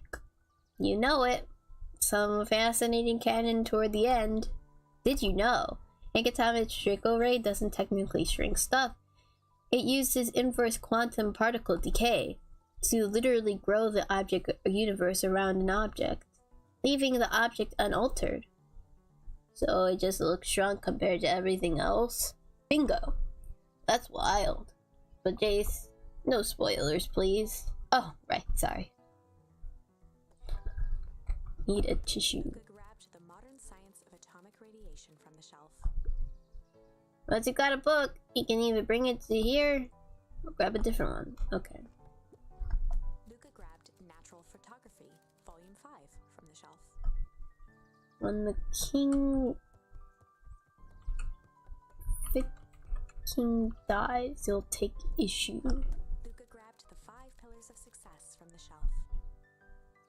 Wait, what's the thing again? On planet Furple, you may take issue with the fifth king dies. You'll need a tissue. Planet Furple. Planet Luca Furple. grabbed The Issue with Self-Help, a helpful guide, from the shelf. Luca grabbed 500 meals for one big pot from the shelf.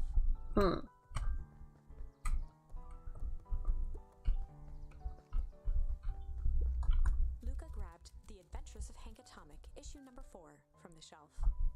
Maybe it's the fifth one. Luca grabbed The Adventures of Hank Atomic, issue number 5, from the shelf. It's probably this one, honestly. Ah, you found it! Removed his book from the desk and replaced it with Luca's, turning on the lamp. As he slid the book under the purple light, 2 words glowed. The Adventures of Hank Atomic, issue 5. Luca clicked his tongue with recognition. Roll a cipher pen. You use the to write secret messages everywhere with that. And only I had the special flashlight needed to reveal it. But I lost it.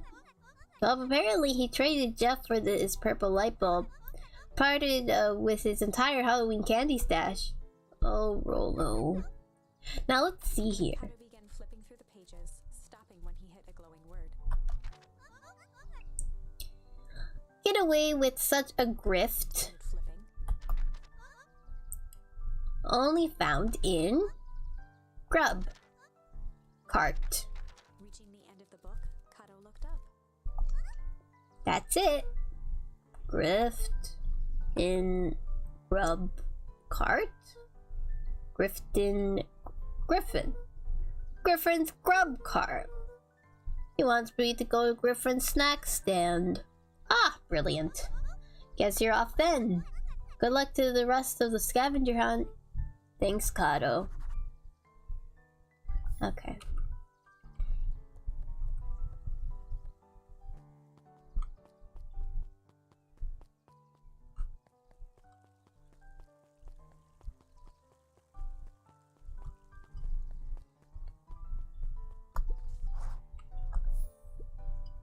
Ed Griffin Did Rollo come? Luca could finish his sentence, Griffin handed him a corn dog. Oh, that's it? Bought and paid for, enjoy! I thought there was supposed to be a riddle or something. Shrugged, taking a sizable bite out of the corn dog. Yuck! It's cold! Oh yeah, that's been sitting here for a while. Rollo wanted me to be sure to give you that one specifically. Well, that's just... Luca tongued at his cheeks, feeling something rough between his teeth. He reached into his mouth and pulled out a slip of paper.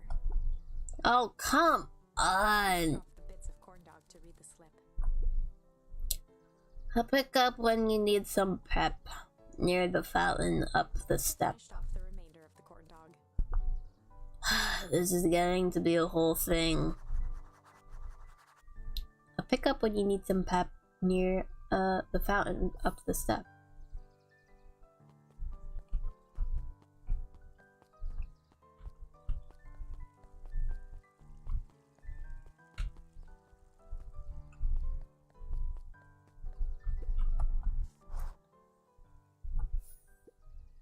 There you are, Luca. There's no way I'm actually doing this. This is way below my pay grade. Oh, come on, you big stiff. Let the kids have some fun. Fine. But Rollo owes me one. Waved his hands around sarcastically as he began. What takes flight but has no wings, your final task of friendship brings. See? That wasn't so hard. Ugh, I feel cheapened somehow. I think it's sweet. What takes flight but has no wings, your final task of friendship brings. Good luck, Luca.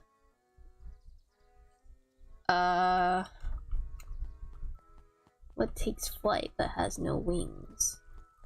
Oh. Hey. Hey. Did you find the comic book? Yep. You got the corn dog? Yeah. Well then, I know it doesn't make up for what I said, but here, you've earned this. Rollo sheepishly handed Luca the balloons.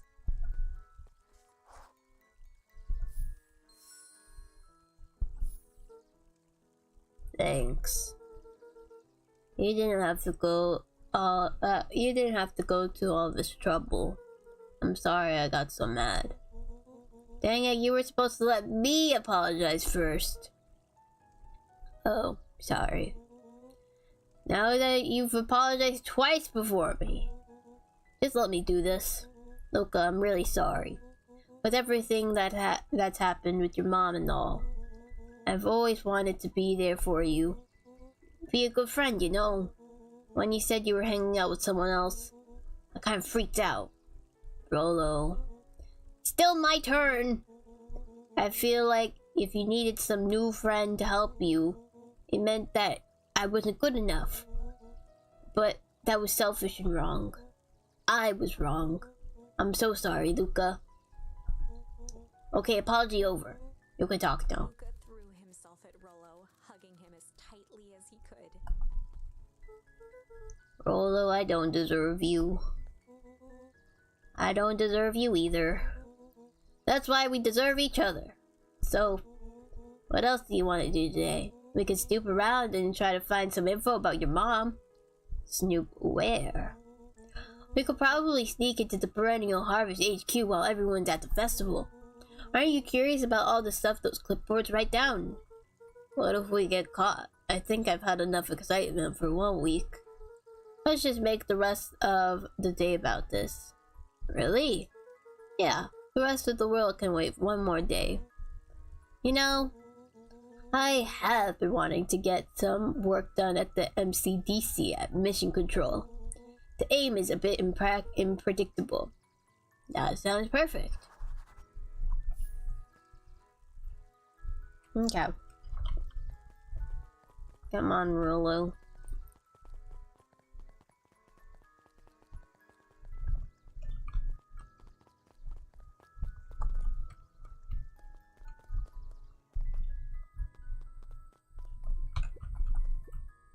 Did you hear? After Mr. Kerr gives his speech, they're gonna have the first annual biggest catch competition.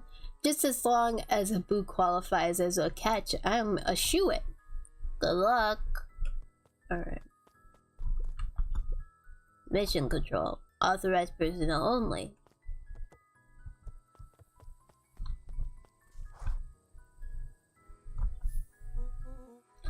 Oh, I almost forgot.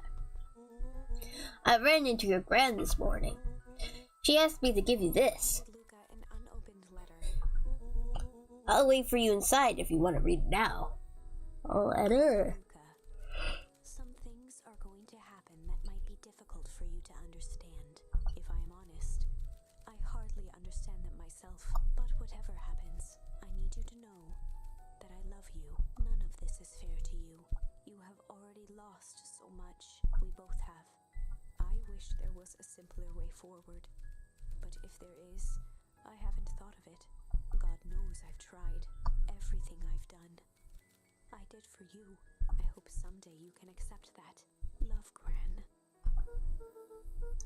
I love you too, Gran. Folded the paper into his pocket and headed up the ladder.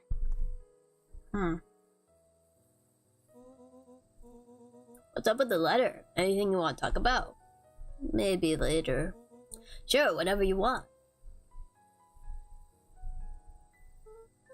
You know, you really didn't have to go to all that trouble just to apologize.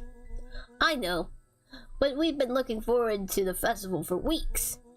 After I ruined everything with my big mouth, this was the best way to make sure you still had a good time without me. Rolo. Luca was at a loss for words, but that was fine. Words aren't always necessary. The festival seemed nice. Was it nice? We can still go. Nah, this is fine.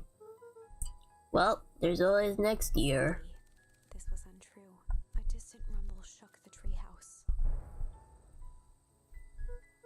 Oh, what was that? Oh man, we missed the fireworks. Not fireworks. It was something the boys couldn't possibly comprehend. Something as old and cruel as time itself.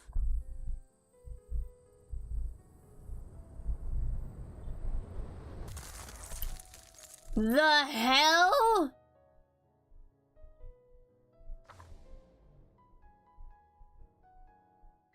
A shockwave of cold tore through the room. A bitter, unfathomable chill. Bro, my jaw dropped. What the heck? God, at times like this I wish I had my model on, but goddamn, what the heck? Before they could react, it encased them in ice. Two boys, reunited by friendship, only to be cruelly separated by a malevolence beyond reason.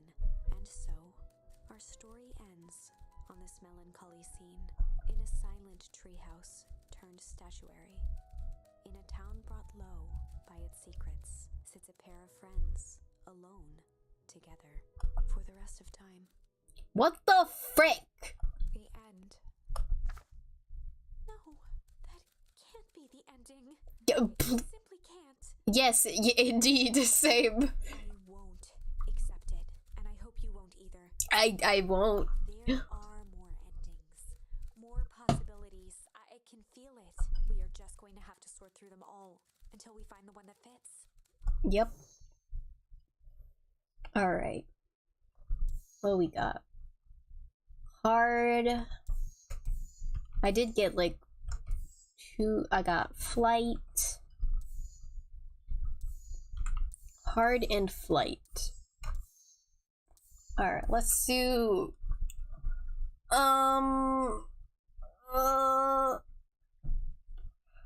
I would like to do this one, but I feel I don't know. I have an odd feeling that that path is somehow like more ending wise, like actual ending, and not just like, you know, well, we're probably gonna end up ending at some point on that path, but I don't know. I have an instinct feeling that that's towards like the real ending for some reason. So let's go back to this one since we haven't been there for a while.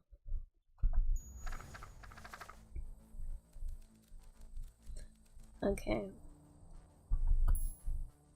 Flight. Luca drew himself up and decided to take the only option they had left. Flight. He squinted down the barrel of the mission control defense cannon, aiming it through an opening in the dense tree branches.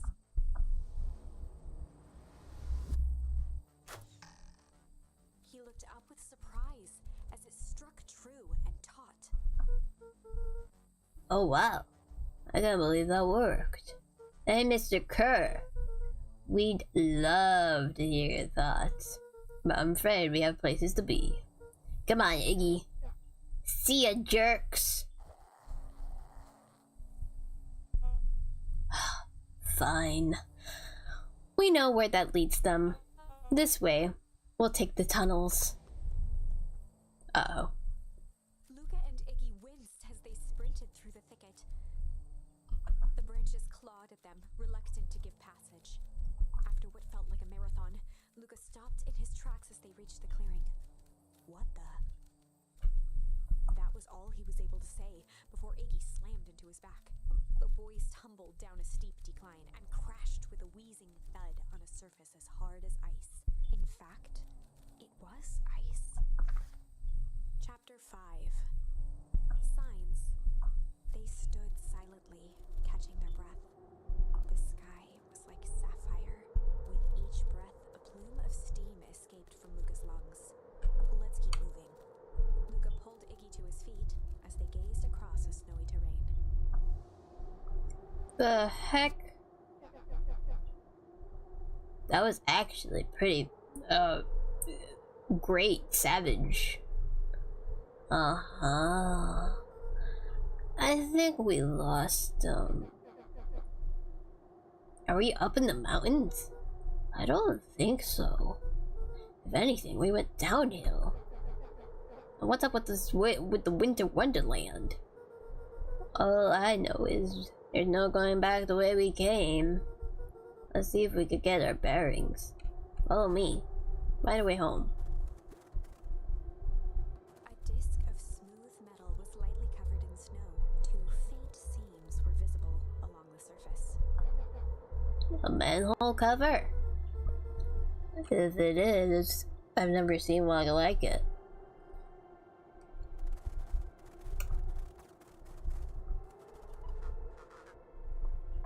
Luca, are you there? Had almost forgotten the walkie-talkie he was carrying. It's that bozo Kerr. Oh. I hope nothing bad has happened to you out in those woods. Looked at Iggy with hesitation. No need to be rude. Resigned sigh, Luca responded. It seems like the only dangerous thing in the woods is you. He speaks, the young man of the hour. Now, how in tarnation did you end up with one of our radios? Just lucky, I guess. Boy howdy. You Van Horns are full of surprises, aren't you? You know my parents? I never had the honor of meeting your father, but your mom sure was a handful. Luca winced, shoving the walkie-talkie back into his pocket. We gotta keep moving.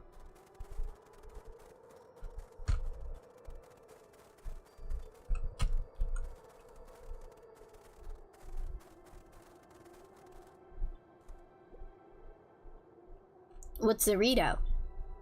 It's in just above 258 Kelvin. Wait, we're at Beacon Pines place. Yeah, I thought that the arch looked familiar. Why? What the heck happened? Is this the same thing where like the explosion of ice happened or something? Down a bit from the last time. To report this to Mr. Kerr? Meh, it's still within safe ranges. It may be spreading, but it's under control for now. A small nudge in the equilibrium could cause a cascade, or I don't know. Dude, relax. Just a few more sites to hit before we can punch out. Let's get this over with.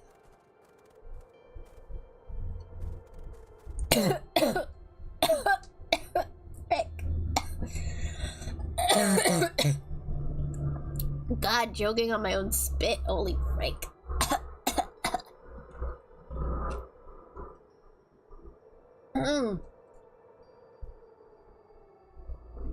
Alright. What's all this?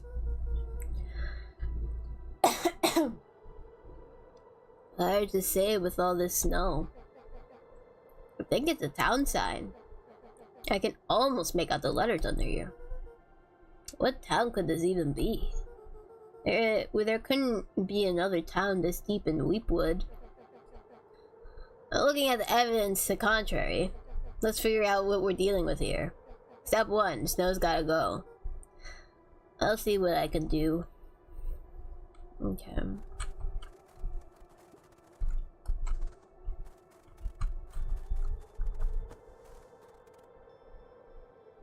The boys stared in disbelief at the sign that now clearly read, "Welcome to Beacon Pines."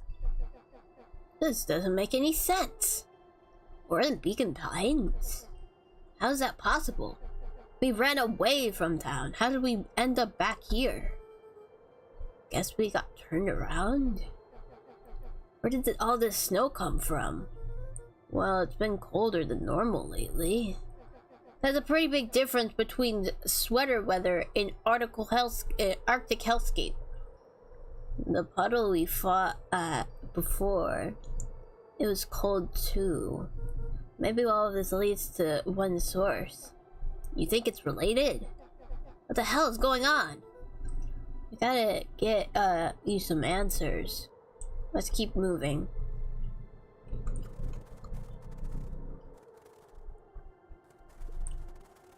The fencing listened, each chain link encapsulated with a translucent layer of ice.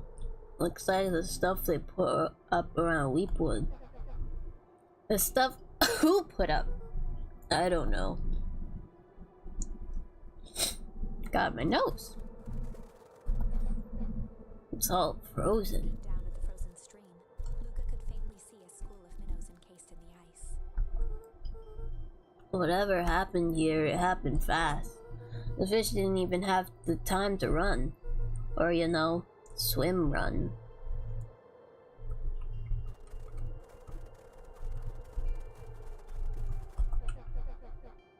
This stuff look familiar to you?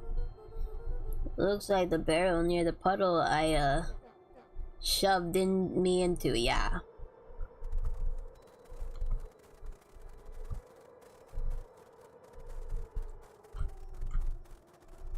The crunching of footsteps trailing Luca went hush. He looked back to see Iggy's face twisted with confusion. Everyone's gone.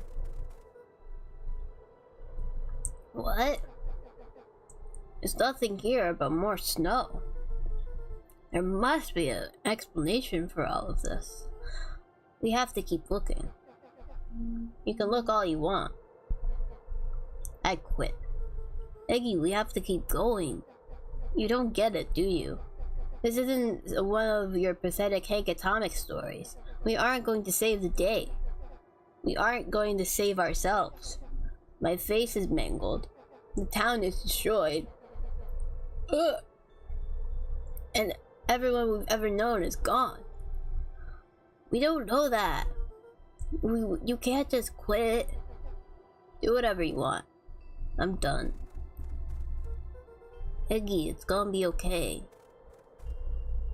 Luca peered upward at the darkening sky. He let out a long, foggy breath. Faintly, Iggy began to cry. Seeing Iggy in such a pathetic state gave Luca a sense of compassion and more than a little guilt. It is getting pretty late, I think. Probably not a great idea to stumble around in the dark anyway. Luca allowed himself to collapse next to Iggy. Let's just rest for a bit. Huddled together for warmth and comfort. If not for exhaustion, their minds would be racing,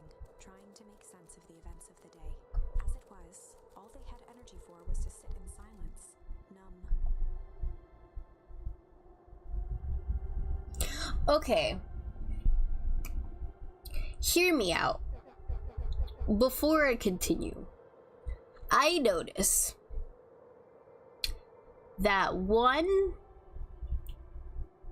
the what's it called? Luca's house wasn't there at the arch. Two, I noticed that the what's it called? The perennial harvest building isn't here either. So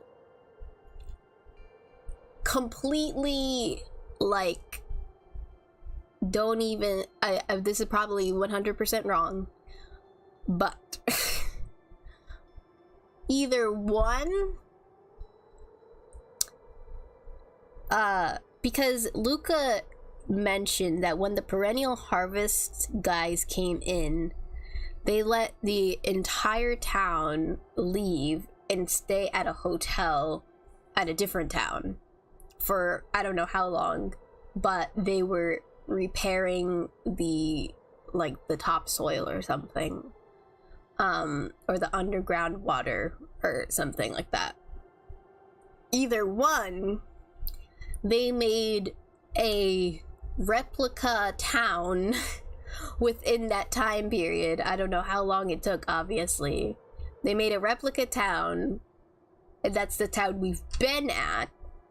Or two, it's the other way around, and this is the replica town that they made or something and did experiments on or something like that. Or it could be this is the original Beacon Pines, and then they made a replica town and moved everyone over there.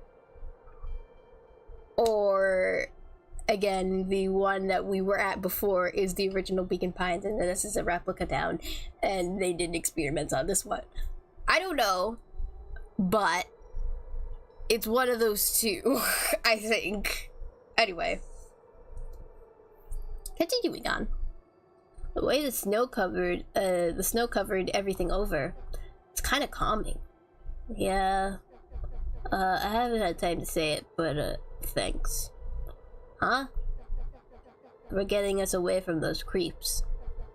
I sort of froze up back there. Iggy, I should be the one apologizing. This all happened because I lost my temper. Nah, that's bull hockey. First of all, you didn't know what that gunk would do. You didn't, right? Of course not.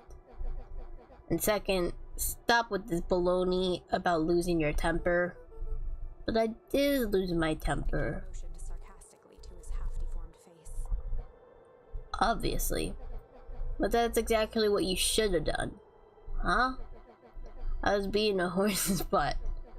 You were supposed to be a horse's butt in response. That's how it works. I'm having a hard time following. You wanted me to fight you? Of course. Jeez, you goody types take forever to understand this very basic point. Why would you go around saying cruel things to get into fights? Something to do. You're you're an a-hole because you're bored. Sometimes I just feel empty. You wouldn't understand. You and Rolo are always having a blast together, laughing and calling that dinky little treehouse mission control. Perfect little Luca Van Horn with his perfect little life. My life is not perfect. Everybody in town likes you. Not everybody. Hell, that new girl hasn't even unpacked yet and she already likes you. You have Tish. I love Tish. Tish is great. But she ain't exactly the world's greatest conversationalist, you know. I get that impression. Yeah, It must be raining out here. Definitely. Arched into a wide yawn. We should probably try to get some sleep. Yeah. Let's lay low for now. Tomorrow we'll get to the bottom of all this. Eyelids begin to slowly drift shut.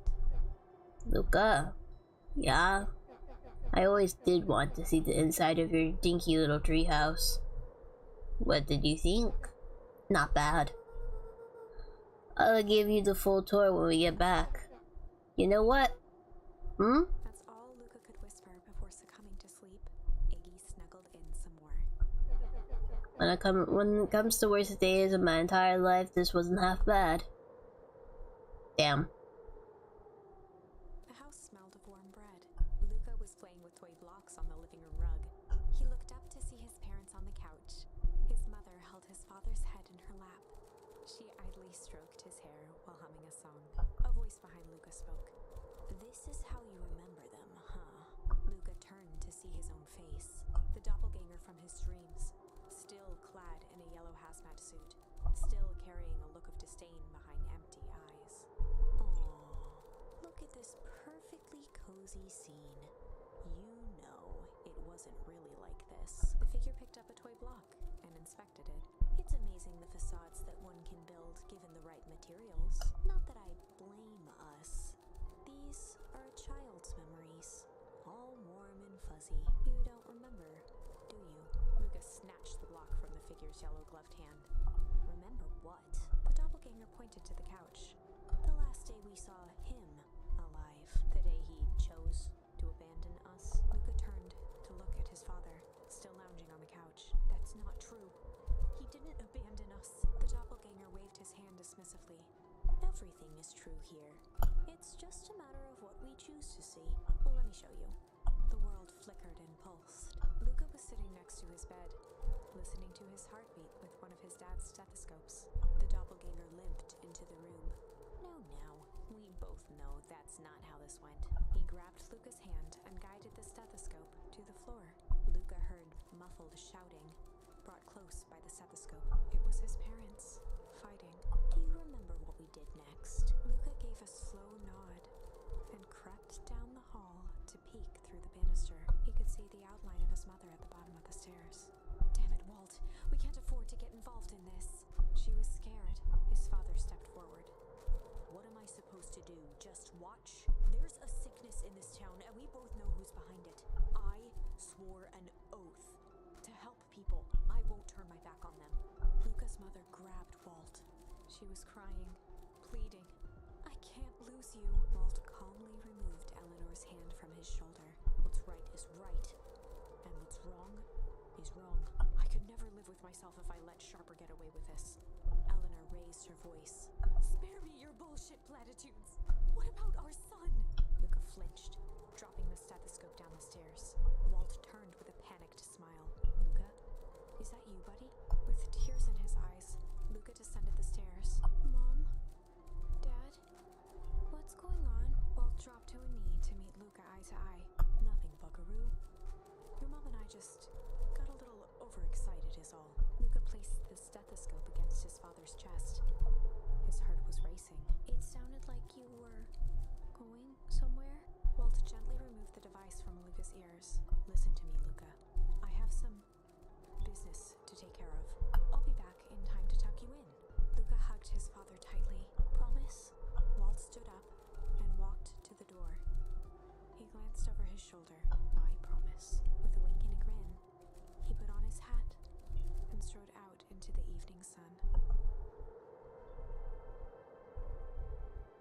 Who the heck is you? Soundlessly from the foggy snowfall. It stood above them, lingering in contemplation. Slowly raising one hand above Iggy, it snapped out 2 brisk raps on his head. From a deep slumber, Iggy sprang up defensively. Get your hands off me! Calming presence, or the recognition that he was not in danger, Iggy felt his clenched fists lower.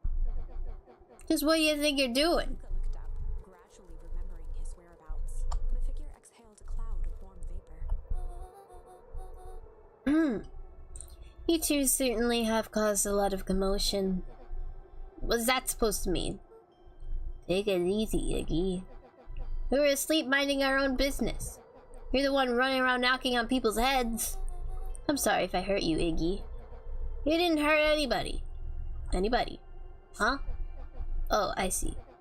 You think you're better than me, you... When it came to complete strangers, Icky had trouble cobbling together an insult. You big-hatted, scarf-necked furball! Mm-hmm. Okay, let's lower the temperature a bit here. Interesting choice of words. I mean, let's all just calm down. Who are you? A friend. An observer. A hitchhiker on the infinite expanse of possibility. Wait, how about a name? If you must call me something, you call me Nat. He huffed with gratification. How about you make like a gnat and buzz off? Very well. Nat began to turn away indifferently. Wait, do you live here? You might say that. So, do you know where we are? You might also say that. Look, pal, we just want to find a way, we want to find a safe way out of here. You gonna help us or not? Before knowing how to leave, one must know where they are. Alright, that does it. Luca, I don't know about you, but I'm getting out of here one way or another. Turned sharply and began to stomp off. Enough with the riddles. Iggy laid up. Realizing he'd worn their patience then, Nat relented. Very well, I suppose it isn't time for metaphors. I'll show you how to get back home. And Icky turned around with hope in their eyes. Come here. Nat took a deep breath in. Close your eyes. Nat exhaled slowly, then snapped his fingers. Okay, open For a them. brief moment, Luca and Iggy let themselves believe that some great magic was about to unfold, until they opened their eyes and found themselves in the exact same place, cold and disheartened. This is your home. This is Beacon Pines. Look, Nat, we don't know how we got here. So maybe we stumbled through some time travel gate in Weepwood. Or we teleported to some alternate universe. Or this is all just some cruel experiment by Kerr and his goons. But this is not our home. You're inching closer to the truth. Alas, the reality is much less financial. Just give it to us straight. So be it. As I said, this is Beacon Pines. The original true Beacon Pines.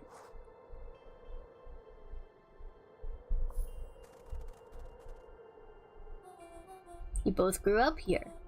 But the town you've called your home for the past several years is a replica. Called it!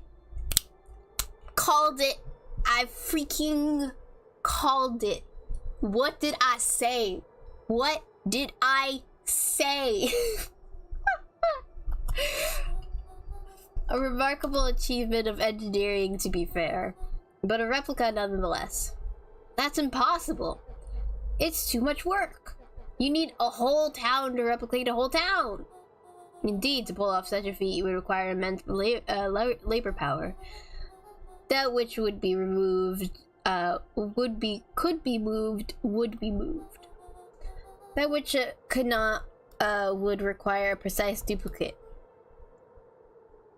We have noticed. Someone would have noticed. You'd think so, unless the auditing was impeccable. A mind-numbing attention to detail. As for the innumerable trivialities which complete the tapestry, well, you can leave that to this miraculous thing we call a brain. It has a real aversion to discontinuity, a revolution even. The brain has a wonderful way of smoothing out the rough edges, keeping us sane. Luca and Icky look around uncomfortably. So you're saying that someone made an entire new town and moved us all and no one noticed? Precisely. But why? Why is the question that can never be answered with certainty. The best one we can do is to uncover Narrowed his eyes, furrowed his brow, and uttered, the source. Why'd you say the source like that? Why indeed? Luca began to laugh uncomfortably. It's all ridiculous. There's no way they could. Down at his feet. His eyes started back and forth in contemplation. With a sudden pain, a thought struck him.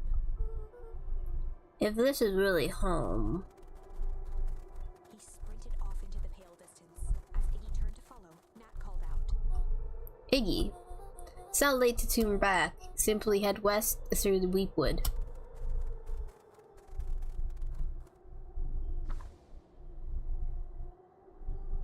Chapter 6.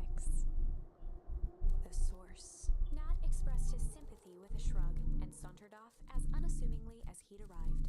He'd given Luca and Iggy what they needed, and nothing more. As Luca sprinted across the snow, the events of the past few days became clearer, pieces to a larger puzzle. Rolo said he was underground somewhere, captured. Mr. Kerr tried to cover it up with lies. The clipboards were hell-bent on capturing Iggy. It all seemed to point to perennial harvest. But right now, there was one thing that Luca needed to know.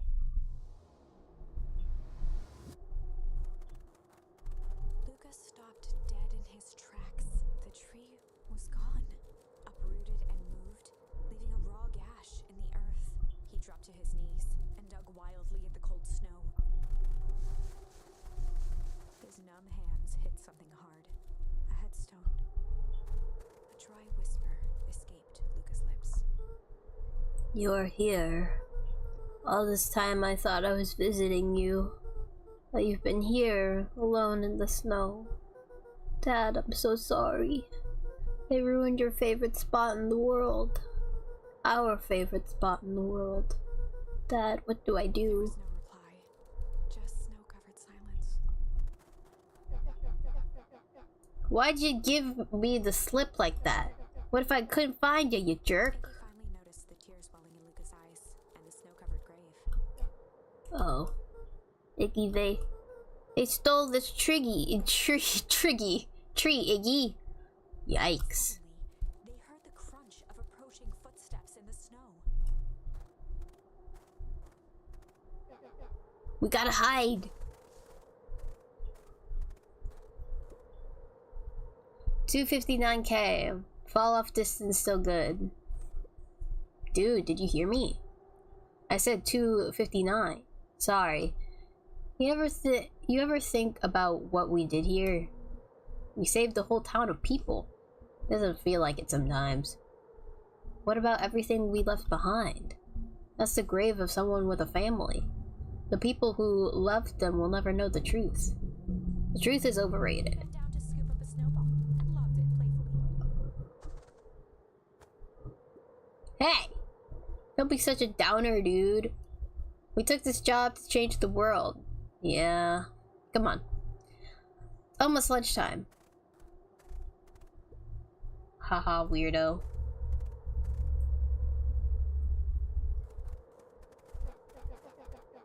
Here, I thought I was a jerk. These dinguses are out here literally dancing on graves. Stuttered through heaving sobs. I thought I was visiting him. I thought he was with me. Not gonna lie, that's a bad break. Here's some advice. Luca a solid smack on the back of his head. Hey! Who's any of this helping? What? Sitting here in the snow crying like some pushover? Who are you helping? Iggy, look what they did! They lied to everyone! Blah blah blah.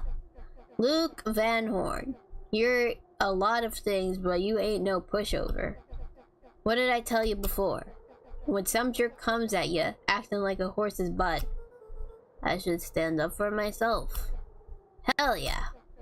Kerr and his merry little band of clipboards pulled off this switcheroo for a reason, right? Not mention something about a source. Wiped his eyes with a sleeve. Whatever's at the source must be awfully valuable to perennial harvest. Sure would be a shame if something unfortunate were to happen to their precious source, wouldn't it? What do you have in mind? If it's small enough to steal, we snatch it. If it's too big to snatch, we smash it. What if it's too big to smash? Iggy flashed a mischievous smile and cracked his knuckles. I'm always up for a challenge. I'm gonna make a promise, Dad, I promise. I'm gonna make this right, I promise, Dad. I'm gonna make a promise, Dad, I promise. Let's do this. Locate the source. Okay. Where? You get awful cold out there in those woods, Luca. Probably best for you to stay put and conserve your energy. Help's on the way. Where's Rolo? Where's my mom? Did you kill her? Oh heavens no, do I seem like a killer to you? And Luca shared a skeptical look. Well, do I? Aw, shucks, now that hurts my feelings. Screw that guy. Okay. How did they move the like, there's tracks. What are these tracks? Okay.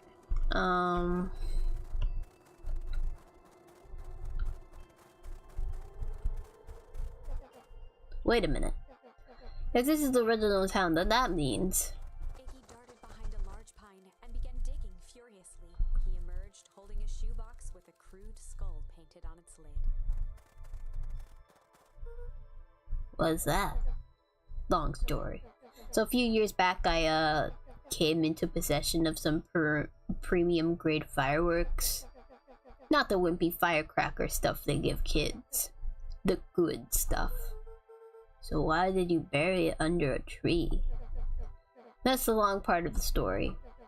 You and Roller were doing chores at Roller's chicken coop, and you guys ticked me off for some reason or another. Luca rolled his eyes with realization. No, you didn't. Stifled a chuckle. Yep. I just wanted to give you guys a little scare. But like I said, these were some primo fireworks. So I might have underestimated things. You blew up the chicken coop! I prefer to think of it as an incendiary redecoration. Sorry, but you should have seen the look on your faces. Rolo got grounded for months, which is why I needed to stash the evidence and lay low. So I buried him under that tree. But when I came back for him, they were gone. I figured some grown-up found him and tossed him. Triumphantly raised the shoebox. Turns out, it wasn't the fireworks that got moved. It was us. Unbelievable.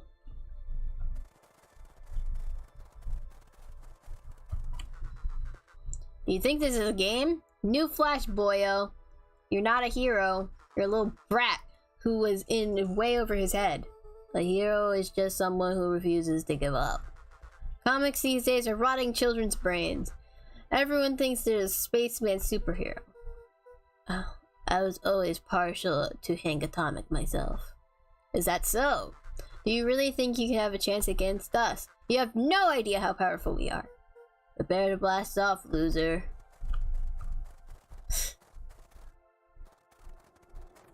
Ooh. Crooked. Feels like this whole thing in place. Okay, before I go there, I want to take more looks around. Okay, I can't go there. I can't go over there, I don't think. Can't go over here.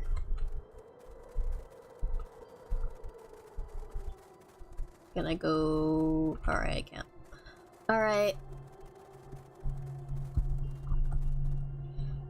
Luca and Iggy inched up to the edge of the hole with bewilderment in their eyes. Arctic air breathed out of the cavern in heaving gusts. Echo! Echo! Echo! Echo! Whoa! I can see why they wanted to move us all out of town now. Why would they dig a giant hole? I think this is it. This is the source. This is a dang hole. It's a dang hole? How do we smash a hole? Oh, it's much more than that, my annoying little friend. Grr. Where's Rolo? I wasn't lying before. He's safe. Well, safer than you two, at least. Rats, it's cold. You just had to drag me all the way out here, didn't you? Mr. Kerr gazed down the abyss in contemplation. Really is something, isn't it? What did you do to our town? What is all of this? Well, that's a doozy of a question. This is the stores, where they collected the unrefined, Scratched the back of his head. Honestly, boys, I don't understand any of this well enough to explain it. Fact of the matter is, I'm not paid to know. What do you mean you're not, what do you mean you don't know? Are you in charge? Ain't you in charge? Oh, heavens, no. My role is merely to flash a winning smile and manage various complications. Complications like us? You are a smart boy. His face contorted into a saccharine grin. It really is nothing personal. Some people are destined to strive for greatness, and others are simply obstacles along the way. Looks like you were destined to be a creepy lackey. The point is that we all play our part in life. Mine just happened to be a lead in the role of a lifetime. And you happen to be extras ready for your curtain call. We aren't giving up without a fight. Your smile's not gonna be so winning after you're done with when we're done with you. Now, boys, there's no need for melodrama. It makes even a professional such as myself embarrassed for you. Let's change the mood a bit. Snapped his fingers. Scene change. There, that's better. Deal with them. Iggy turned to Luca with a sly glance. Why are you smirking? Because I have a box full of fireworks and you don't? Iggy waved the box into the air, threatening to drop it down the hole. Stop! Let's not do something regrettable. Joke's on you, regret is one of my specialties. Out of curiosity, what would happen if I threw these in your precious hole? Nothing. Nothing at all. You're a terrible liar. I'll have you know, I am an exceptional liar. Bup. That's far enough. He plucked a single bottle rocket from the box and held it up with reverence. Stop, you fool. Call off your goons. After a long pause, Mr. Kerr flung up his hand with frustration. Very well. You can head back for the night. It's been a long day. I'll handle these two from here. Mr. Kerr sighed into the frigid air. It's just us now, Iggy. You can put that down. What, like this? Nonchalant flick, Iggy tossed the firework into the hole.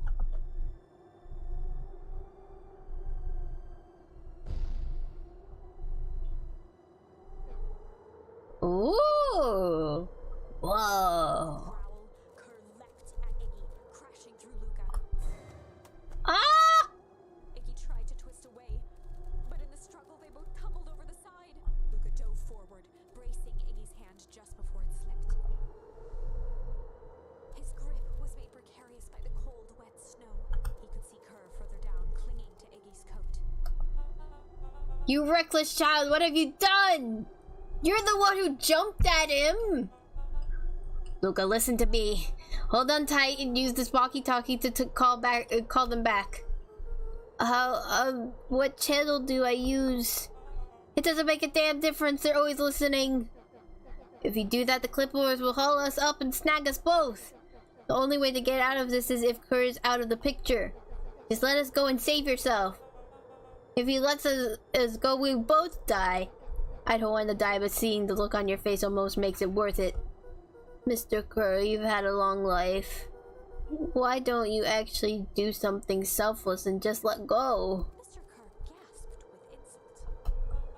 Long life? I'll have you know I can still play 50, 20, not 50. I can still play 50. I can still play 25. You should have heard me sing the part of a filly as a young. With a wild look in his eye, Mr. Kerr began to hum a proud melody. Prum dum dum, prumpty dum dum. Whoa, wow, can you believe this guy? Luca's hand began to cramp. His voice began to crack. Kurt, just let go. No can do. If you want to save your friend, you'll have to save me too. Luca, look at me. It's okay. Luca felt Iggy loosen his grasp. You aren't going to kill your friend like that, are you? Every muscle in Luca's body burned. I'm not his friend. Yes, you are. Nah, I'm just a no-good bully. Just like you, Kerr. Iggy, no. Luca felt his hand slipping. And I told you what you need to do with bullies. I can't. It's your only way out of this mess. 2 birds with 1 stone. Makes sense for us to fall together. Wackadoos travel in packs. Calm settled over Iggy's face. Luca, let me do this. Iggy's voice was colder than the bitter air billowing from the chasm. Let me do the right thing for once.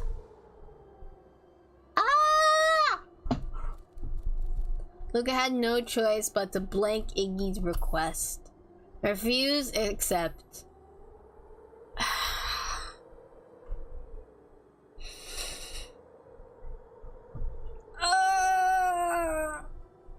Frick.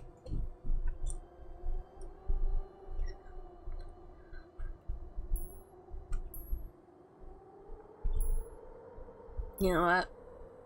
F it. Luca had no choice but to accept Iggy's request.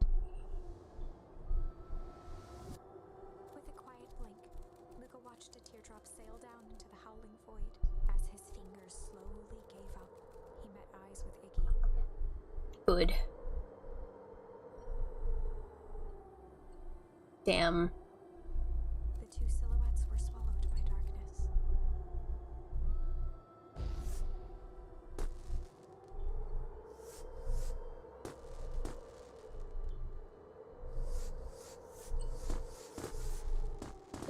That's a lot of fireworks. Hell of a goodbye, Iggy.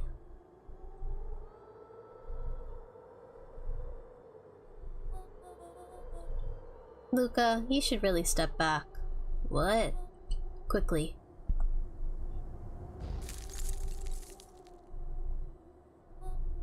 Curious. Ah, but of course. Those fireworks of Iggy's must have been just the right amount of energy. You should get out of here before perennial harvest arrives. Not until you tell me what just happened. Your friend's sacrifice just saved this town. For a little while, anyway. How? Tempest liquamine is a peculiar substance. It can change the relationship between matter and time itself. But doing so requires unfathomable energy. In a closed system, that energy can only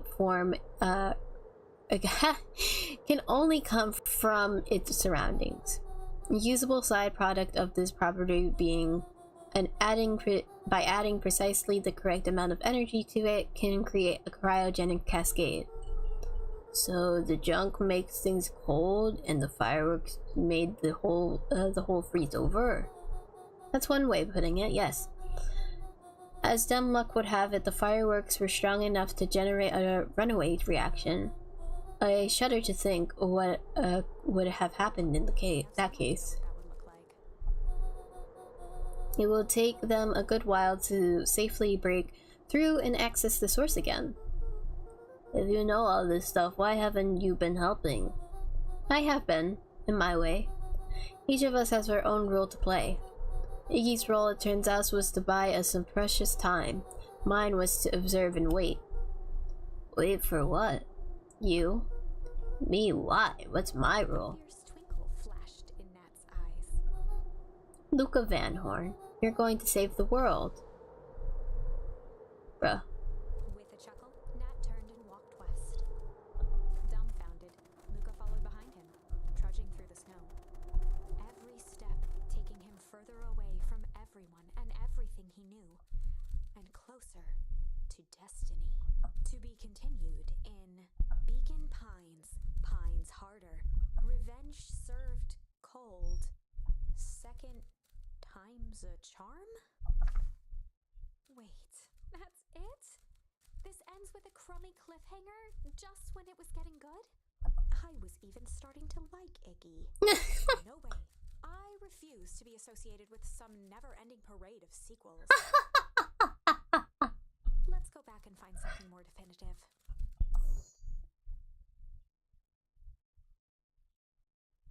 I guess we could go back and refuse.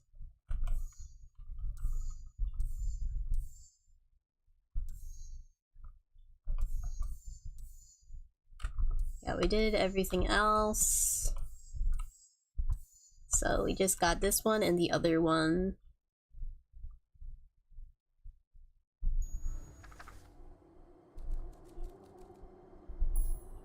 Let's refuse.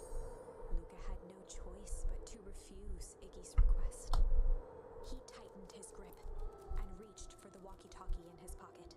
A wild delight crept onto Mr. Kerr's face. That's a good lad. Now, radio for help.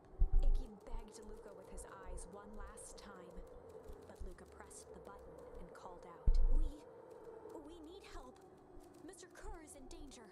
It wasn't long before they were once again surrounded by clipboards. Mr. Kerr sighed with relieved frustration. There you are. You really are a worthless lot, aren't you? Mirror, now. A clipboard dutifully produced an ornate ivory hand mirror, and Mr. Kerr began preening his tousled hair. Ah, that's better. Mr. Van Horn, I applaud your sharp thinking under duress. I'll put in a good word for you with the founder. Take them away. A swarm of hands overpowered Luca. The last thing he saw before a cloth bag was pulled over his head was the defeated look on Iggy's face. The end. I think this was one of those times where doing the right thing was the wrong thing. Yeah. Okay. Back. Alright, so that branch is done. So let's go back over here.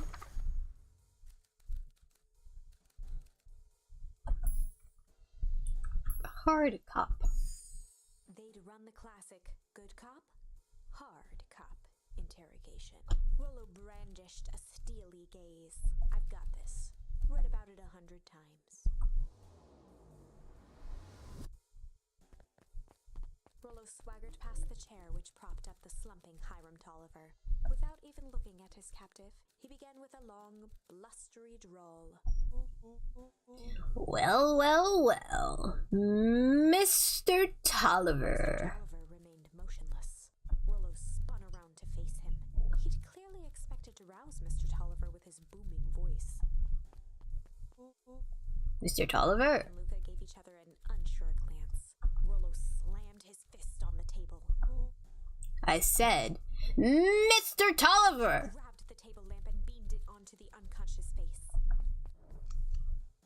Mr. Tolliver groaned and slowly lifted his head. He recoiled with a muddled, weary squint. What in the world? The chair wobbled as he attempted to straighten up.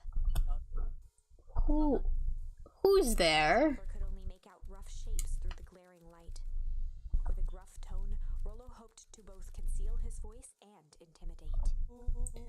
I'll be asking the questions here, punk. No, hold on, let's just calm down. Oh, I am calm. Calm as a carrot in dirt. As for you, looks like you're sweating. Doubtful expression on Beck and Luca's faces transformed into awe. We could do this my way, or let's just say I've never needed another way.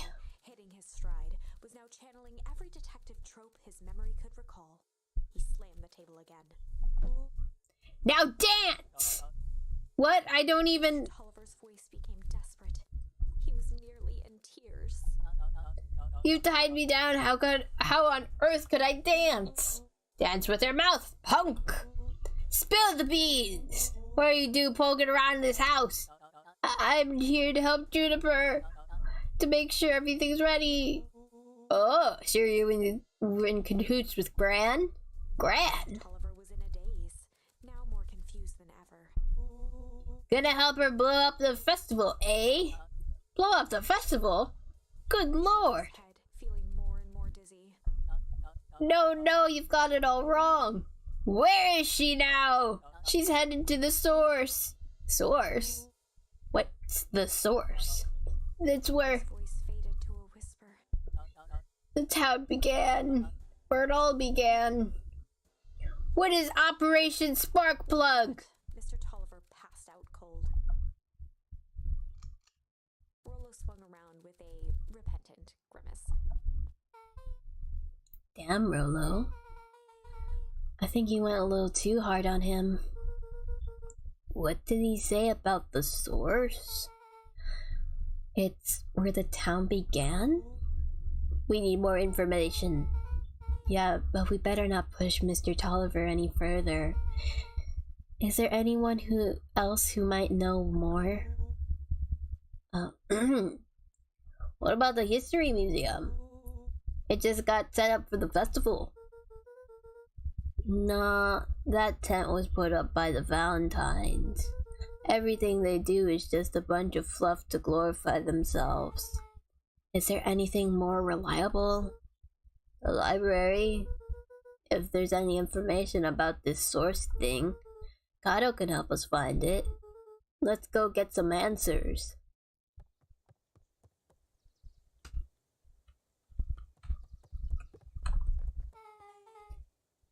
This is a dang nice library.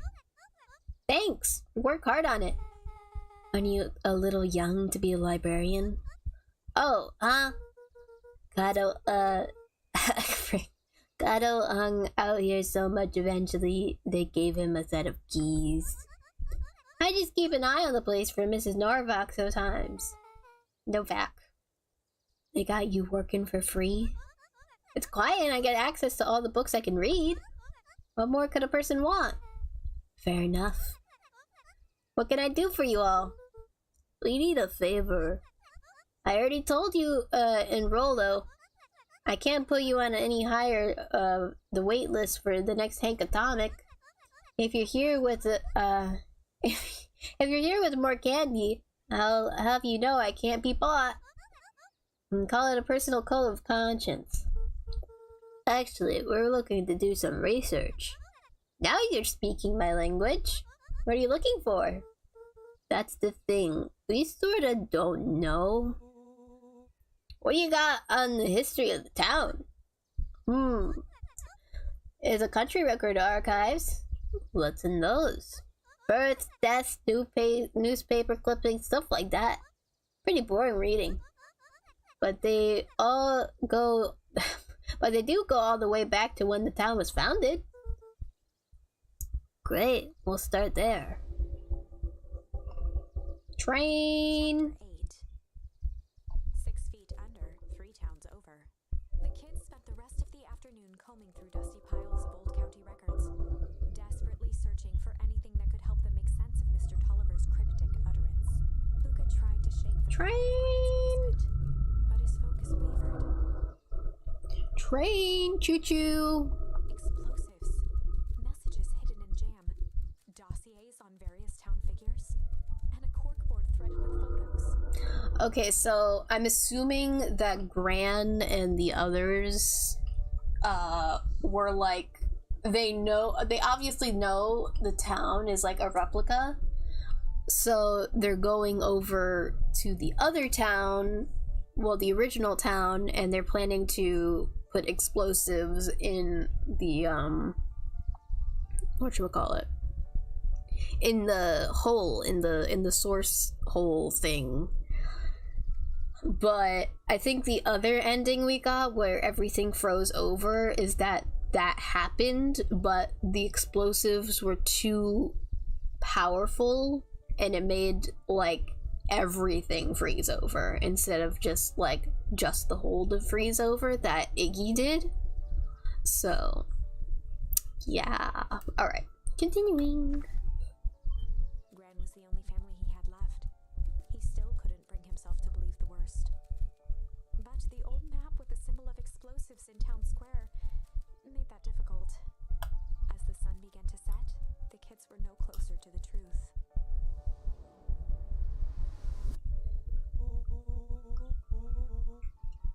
If I have to read any more records, my eyeballs are gonna pop. We have to keep digging. If I dig another word, I'm gonna end up in one of these it's like death records. Rollo Cotter lived a full and wonderful life, till he read so much of boring crud that his brain oozed out of his ears. Rollo shut his book with an assertive nod. If you got a better idea, spit it out. You sound like my sister. Keep pushing your luck, pal. And it won't be boring country records that kill you. I'll play you in the obituaries myself. Rollo muttered under his breath. You're a country record. Really? That's the best you've got? When I'm done with you, you'll be the footnote in history. Just like... Slammed her finger down on the open page before glancing down to read. J. Hartford here. I'd love to see you try. Hey! We're all a little tired here. Let's just take a minute and... Something tickled the back of Luca's mind. Wait, what was that name back? In the Orbit, J. Hartford. From the Brookville Tribune 8 years ago. That can't be right. What is it? J. Hartford. That's my grand's name, Juniper Hartford. Maybe there were two J. Hartfords? Mrs. Hartford is survived by her young daughter E. Hartford. My mom's name is Eleanor. Okay, this is getting creepy. If your gran is 6 feet under 3 towns over, then who am I living with? Question hung in the air.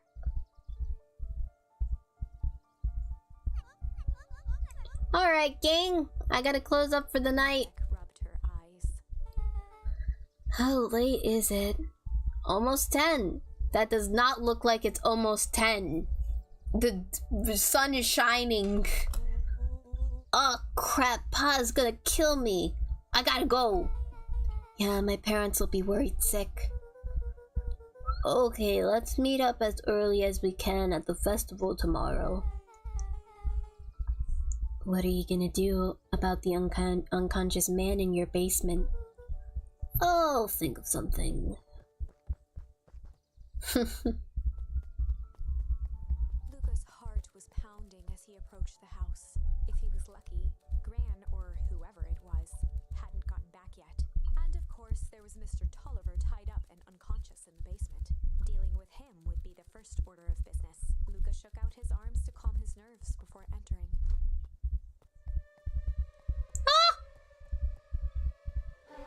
He held perfectly still, tempering his breath, and listened closely. She was asleep. His only hope was that she hadn't found Mr. Tolliver before dozing off. Check out Mr. Tolliver in the basement. Okay, we're just gonna slowly go over here. Act like... Ah, frick. Oh Mr. no. Tolliver was nowhere to be seen. Maybe he woke up, escaped from his bindings, and left without a trace. Maybe Gran knew everything. What do I do? Luca's hungry stomach groaned. Not realizing it, he'd gone the entire day without eating. Okay, I can figure this out. Just need a little brain food. Luca rushed over to the pile of jam jars, unscrewed one, and shoveled a handful into his mouth. I'm I'm afraid your jam delivery will be delayed. The lid to read the label. Mr. Nuncreed, hehe. Okay, now I can think. So if Gran knows we tied up Mr. Tolliver, I'm screwed.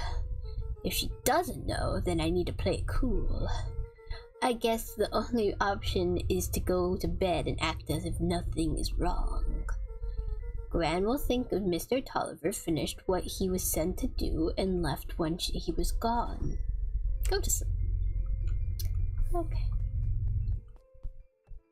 Can I close this? It's just wide open. Ah! Gran? Okay, stick to the plan. Go to bed and play it cool. As Luca climbed the final stair, the emotion of the day dragged heavily on him. With each consecutive step, his legs weakened. His stride began to falter. He tried to grab for the railing to steady himself. Something was wrong. Come on, legs. Just a few more steps. Luca groaned and tried to move. His limbs might as well have been bolted to the ground. Through numb lips, he mumbled just before falling asleep. But, oh no, was the jam poisoned? Frick. Because that was for Mr. Nuncreed.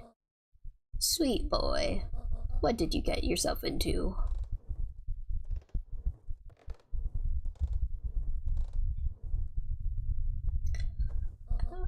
Rest now and let me handle everything. Okay.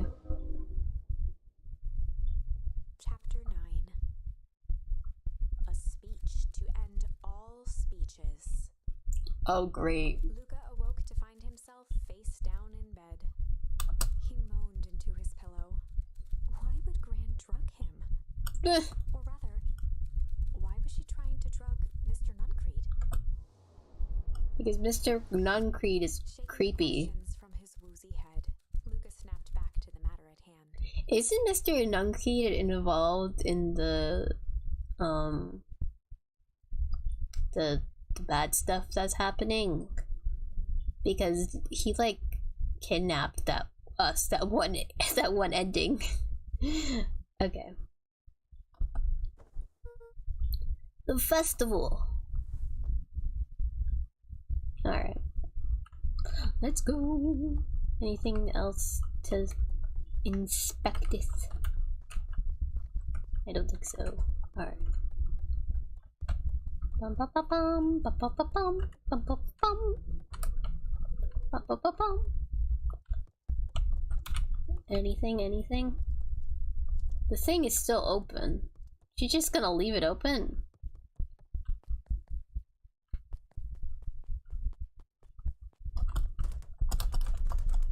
Gotta practice, you know, before we go out. Alright. Gotta, you know, protect ourselves. Okay.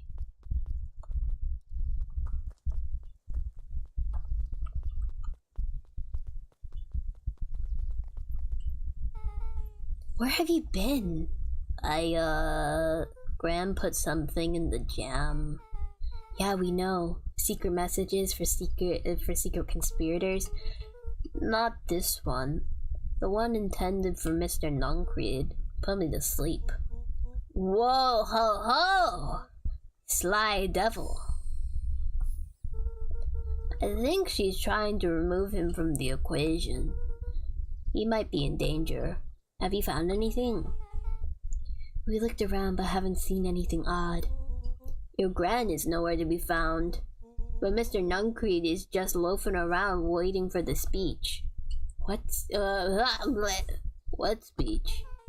Mayor Gus just got up to the podium. Everyone is gathering at the stage. Let's get moving. Oh, that's a lot of people. Augustus Valentine nervously wiped his brow. Is this thing... Hello, Beacon Pines. I'm Augustus Valentine, your mayor, and I suppose you already know that.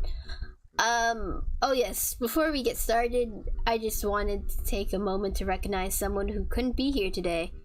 The town wouldn't be, where it is today without my father, Sharper Valentine. So I thought we could begin with a round of applause befitting such a great man. Even that's more than the old cogger deserved. Gus cleared his throat and awkwardly loosened his tie. Right, where was I? William Kerr bounded on the stage with the energy of a preacher at a big tent revival. Gus Valentine, everyone. He gave Gus a hearty slap on the back and motioned him off the stage. Let's hear it for our mayor. What a great turnout. Oh, heck, I didn't prepare anything. But I suppose I could say a few words. Would be ashamed to waste such a beautiful podium. Kerr pulled a thick stack of note cards out from his vest. Community, conviction, commitment. These are the things we celebrate as perennial harvest. For us, these are the pillars of the bridge to a better tomorrow. But I think it's time to add a new pillar. Change. Change is a powerful thing. It's inexorable, unavoidable, and undeniable. And I am a dadgum thankful for it. Change is the reason we all gathered here today. It's hard for me to believe that it was only 4 years ago when fate brought me here. It's a simple business trip which brought me to a small town which would change my life forever. Kerr took a moment to survey the crowd. You know what? He wiped away a single tear. From the second I've set foot in Beacon Pines, something about this place has held me captive.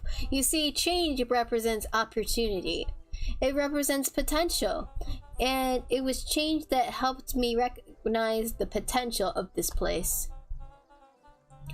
To see what that the people of this town, despite suffering great loss, still held on to things that made them special. Thumped the podium to emphasize each word.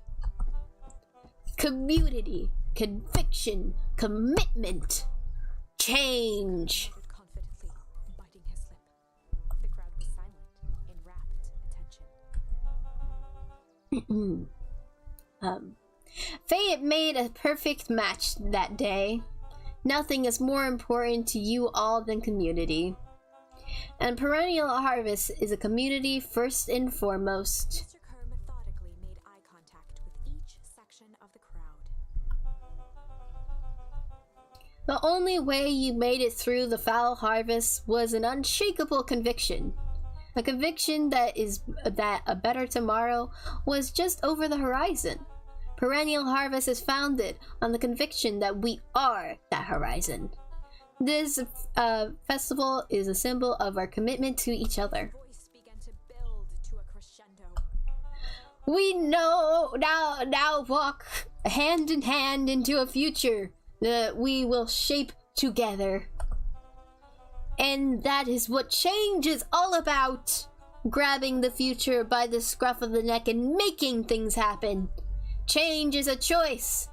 I'm tickled pink that we will all be making that choice together. How great is that? Just imagine what we can accomplish. What was that? The crowd began to look around nervously. Don't worry, Little Thunder isn't going to ruin this day. Everyone remain Kerr calm. quickly flicked through his note cards. Where was I? Through all my travels, I have learned one true thing. One always reaps what they sow. We have all planted a lot of good in this town. And so, it is with a happy heart I can proclaim, Raised his hands up to the heavens. our harvest awaits!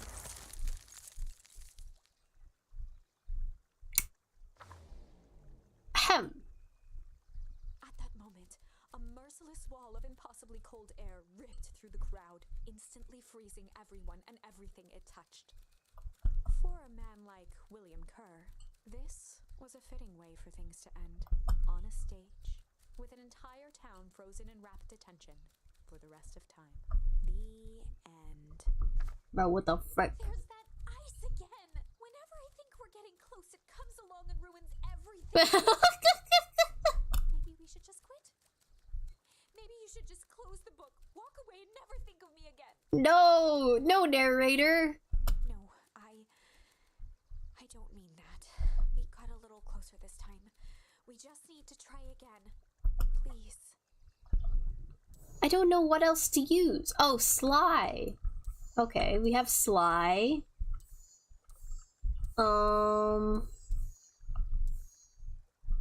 Shame. Alright. Alright, this is like the last one I have. Sly. They'd run the classic good cop, sly cop interrogation. Luca and Rollo ducked behind a barrel, leaving Beck to her task. With a few crisp snaps, she roused Mr. Tolliver. What? What's going on here? You're that Modwell girl. Please call me Beck. Sorry about this. Tolliver looked down and shifted a bit, testing his restraints. It seems there's been a mix-up. You see, I'm down here for the same reason you are. Juniper sent you here. Caught herself before letting the surprise manifest on her face. She'd already gotten him to reveal his relation to Gran. This was gonna be easy. You know how Juniper is with her precautions. Operation Sparkplug has us all on edge. I guess she thought you needed some backup. But she said a child? What better way to avoid prying eyes? Who would suspect a kid? I suppose that makes sense. Tolliver wriggled a bit in his restraints. Oh, I'm so sorry. Beck quickly removed the ropes. That had to be uncomfortable. A little, yeah. But you understand. I never know who to trust in this town. Mr. Tolliver rubbed the growing knot on his forehead.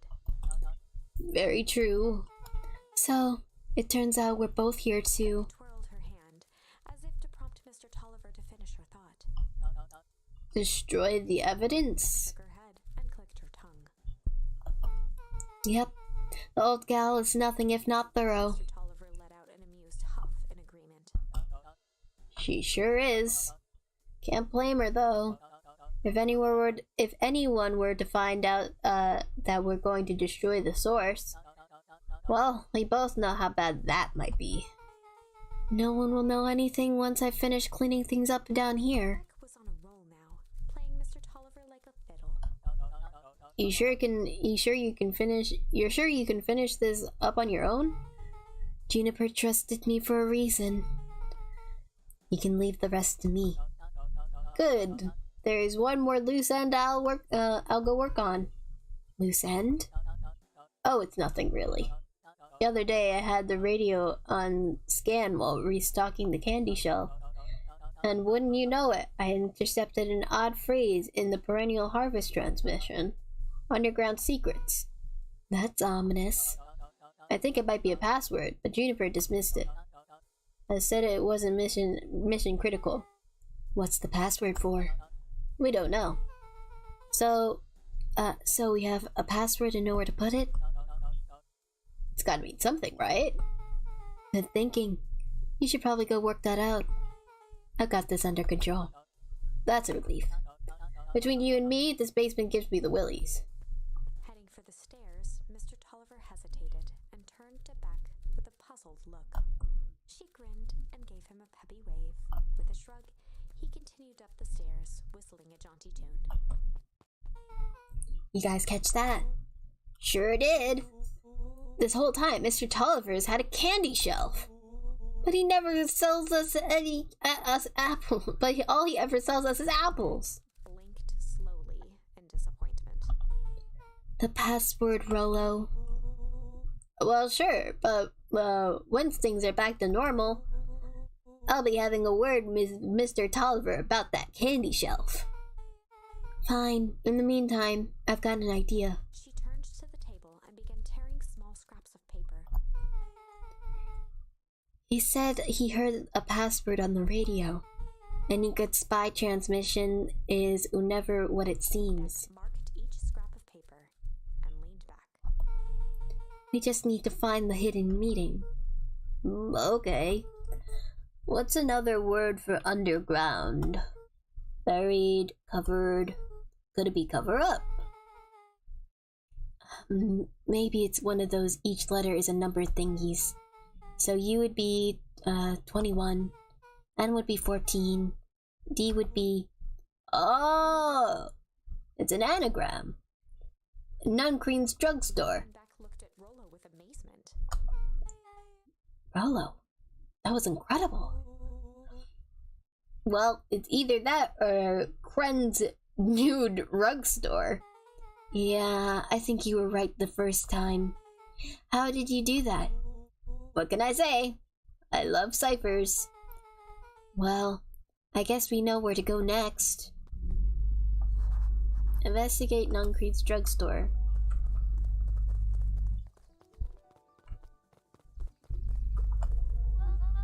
You scared me half to death. Sorry. You kids haven't seen Mr. Tolliver around, have you? Nope. He's got me waiting around like a last slice of pie. I swear that man would be late at his own funeral.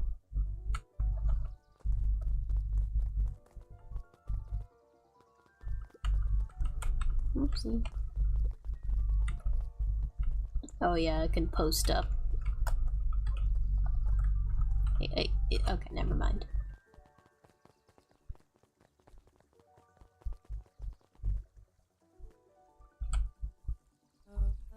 You're late, Augustus.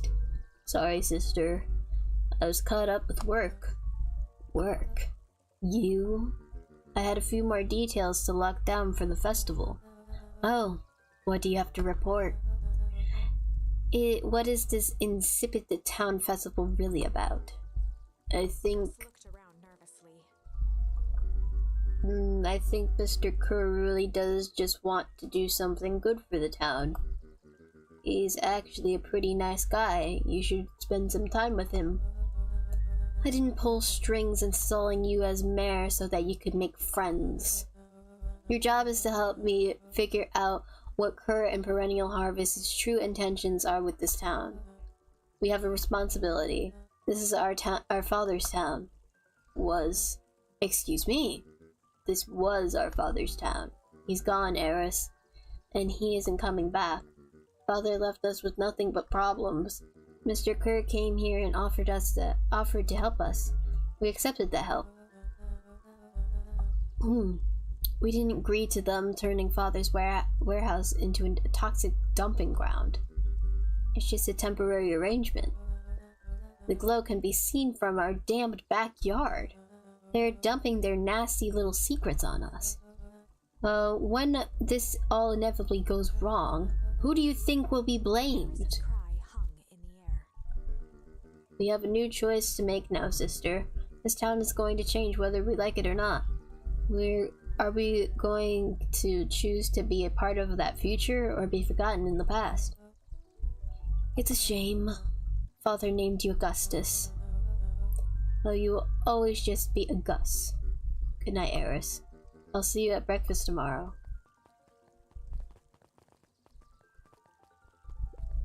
It's getting late, children.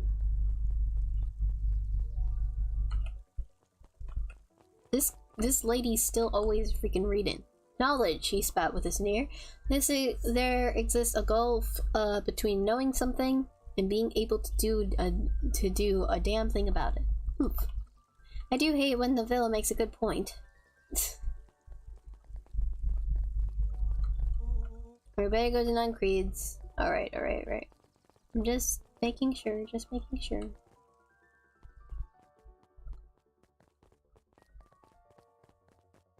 Gotta check everything, bro. Gotta check everything. I'm looking for charms. Okay. don't think there's anything over here. Let's see if Dawn's over here. I doubt it. She's probably investigating. Yeah.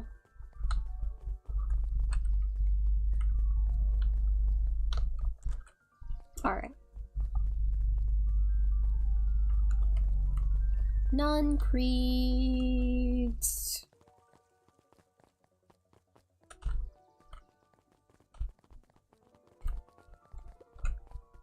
Solomon stood proudly at the entrance to the drugstore, holding a brown bag overflowing with black licorice.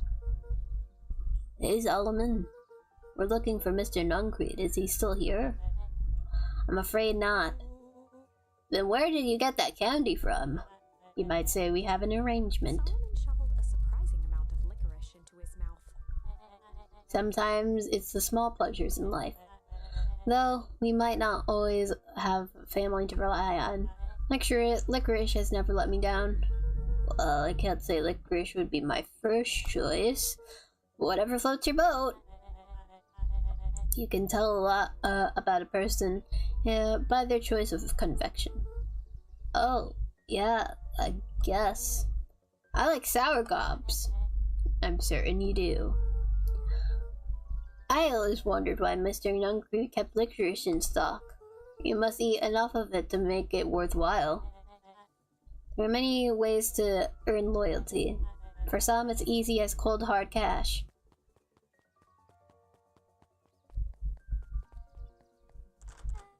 Well, he's right, it's locked.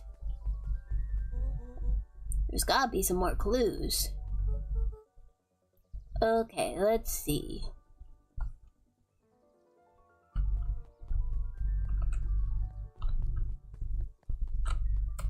It's obviously the telephone booth, but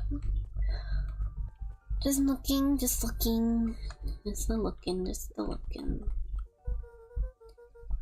Have you ever seen anyone actually use this thing? Besides Mr. Nuncreed, no. Beck cupped her hands on the glass to peek inside. That's not a normal phone booth. It's got like a blinky keypad. Why would there be a blinky keypad? Cred's Dud Rug Store. I mean, Underground Secrets. The password. Young opened the door and they all squeezed in.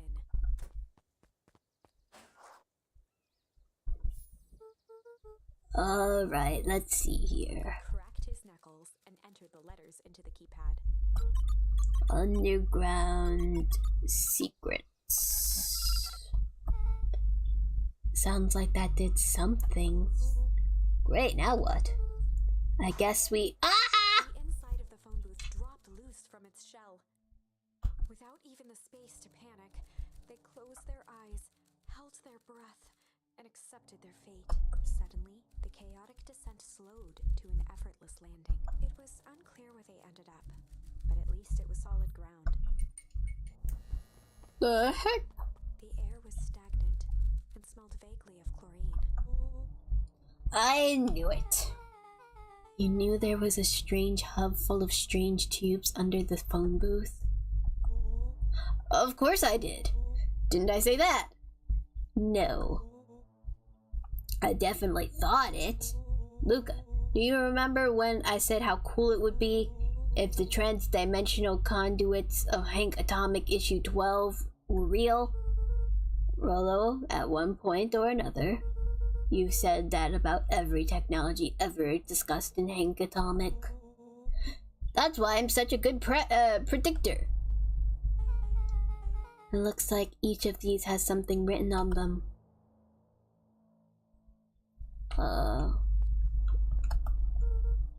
Mining Operations Alpha.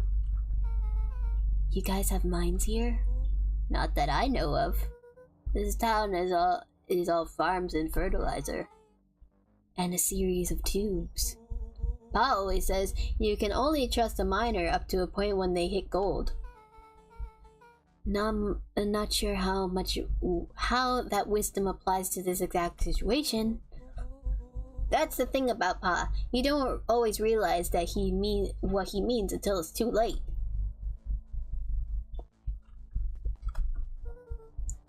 Perennial Harvest main office. That's where my mom works. What does she do? Science stuff. Is she involved in all this? Well, we just moved here. How could she be involved? True. Valentine Fertilizer Warehouse. Isn't that where you almost got snatched? Yeah. Why would Perennial Harvest have a tube going to the old Valentine place? This is starting to feel like something big.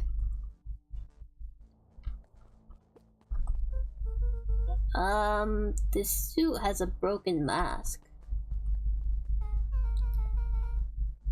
So, have we found our mystery warehouse creeper?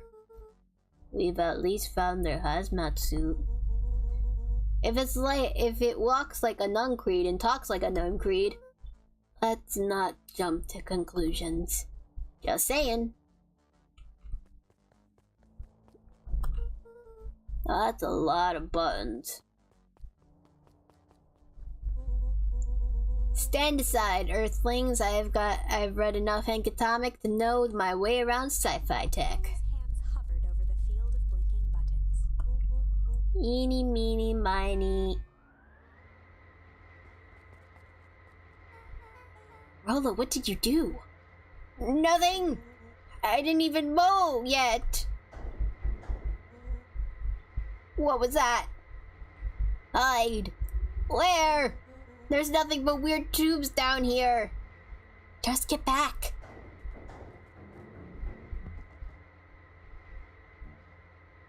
Crap. Crap. Crap. Awesome! You all need to come with me now. We're not going anywhere with you. Not until we get some answers. Mr. Underground Secrets. I told them it was an absurd password, but they love anything that makes them feel clever. They who? That's no matter.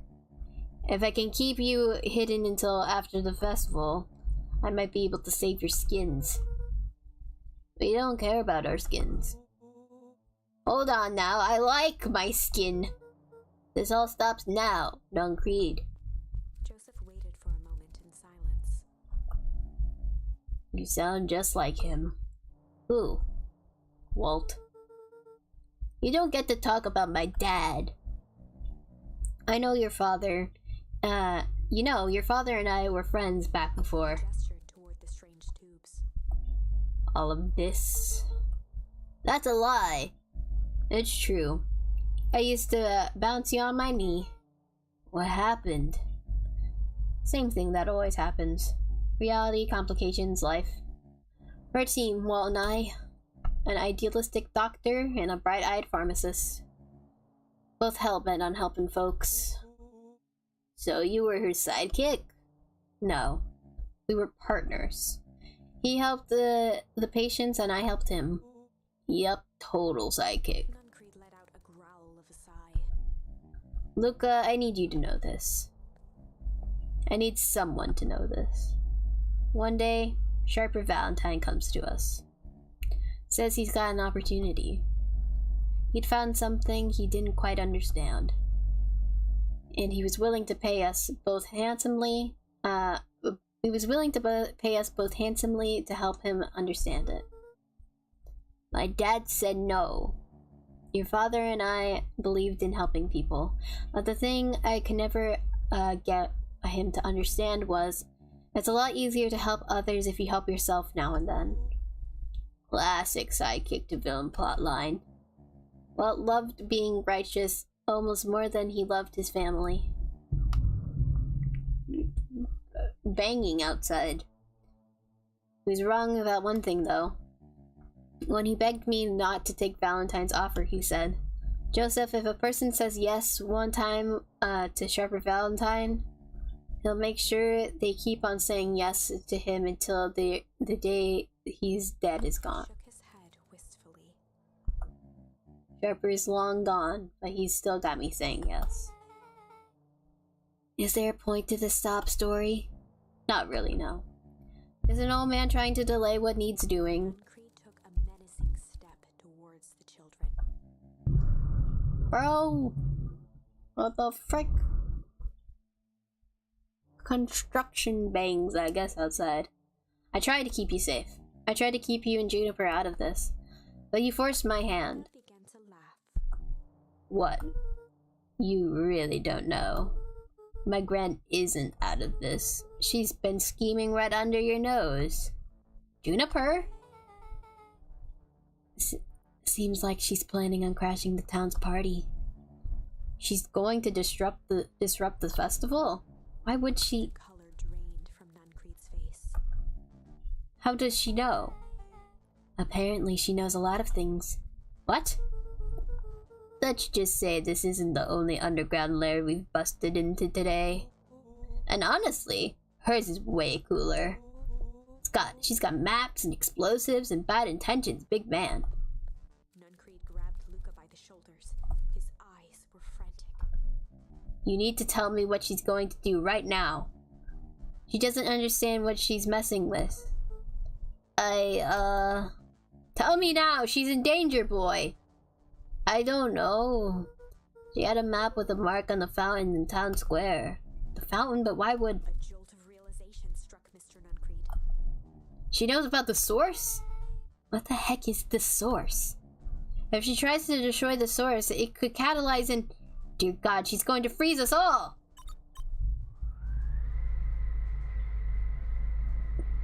You all need to run. Run where? Away. As far from this town as you can get. Head west and don't look back. That did not go how I expected. So... We're totally following him, right? Totally. See you on the other side. You good? Oh. Yep. I love this town.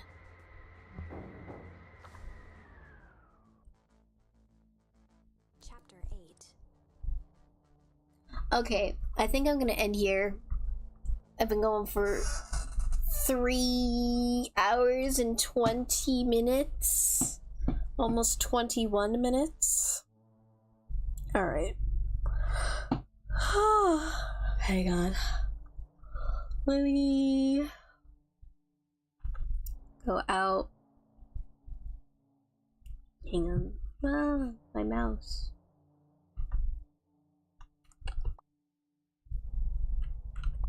Saved. Okay, it just saved. Okay. Alright.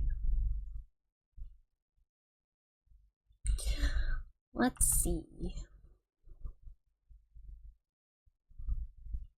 Da da da dum. Ba da da dum.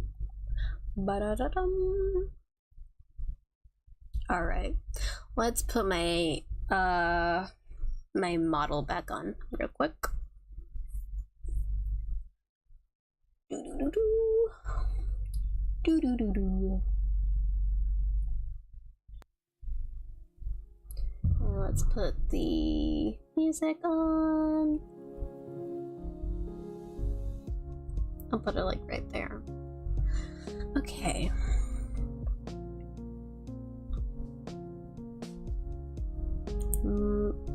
VTube Studio is loading.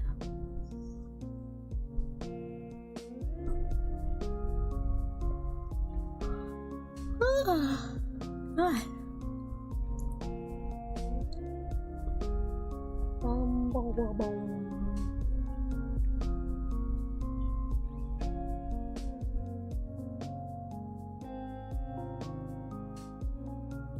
All right. Put my camera on.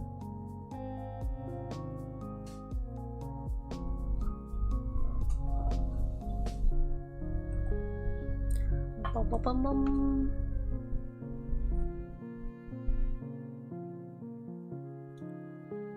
God, my glasses.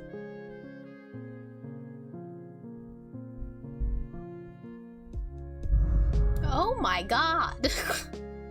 Good god. Okay. Well then. Alright. Put this on. Well, actually, let me bring this over here.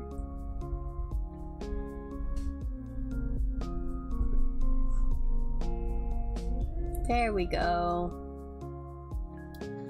Well, that was fun. A lot happened. I'm proud of myself that I got the thing right. The what's it called? The like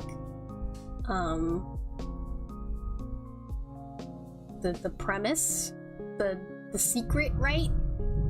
Bro, what is going on out there? Let's see. Yeah, I was right about the town being a replica, and the old town, well, the original town being you know, frozen over, basically. What else? I was also right that Gran is one of the good guys, and she's trying to blow up the thing, but her explosives are too powerful and made the whole town freeze over like 2 times in those endings. So yeah. Yeah, I'm really into this game right now. Hopefully I can finish it by next week, or yeah, or something like that. But yeah, I have to do so many I have to do so many things. I gotta freaking make another, well, not another, I have to make a BRB screen and also an ending screen. I've just been using my getting ready screen for those 2 things. But yeah, this was fun. I do sure like voice acting and stuff for characters in games and things like that. So it was fun. Nobody was really here to watch it, but I don't care. I wanted to play the game. So yeah. What else? Tomorrow we're playing Persona 4 again. I played last night because I wanted to. But yeah, we're playing Persona 4 again tomorrow, and we're playing at 12 p.m. EST. And then Friday we're doing Eastward. Hopefully I can continue Eastward, because right now where I am, I got stuck and lost. When I ended yesterday of my stream of Eastward, I got lost and I didn't know where to go, so I was just like, you know what? I'm tired. I don't want to play anymore. So, yeah. That's pretty much it. I'm working on reactive model. Well, not reactive model, reactive image for my Persona 4 streams. And yeah, next week I'm thinking about adding another game to my list of games to play. This week has just been like a play the same games back to back, pretty much, of Persona and Eastward, so that I could potentially get through them before I don't have them for free anymore. But yeah. What else? Anything else? Anything else? I don't think so. So next week I'm thinking about adding another game. I did get a game that I wanted to stream. It's probably gonna be one of those streams that it's just one stream and not like a series of streams. So yeah, that's pretty much it. Yeah, Well, I hope you all have a nice evening, a nice day, a nice morning, whatever. And yeah, see you guys tomorrow for Eastward. Bye bye. Bye bye.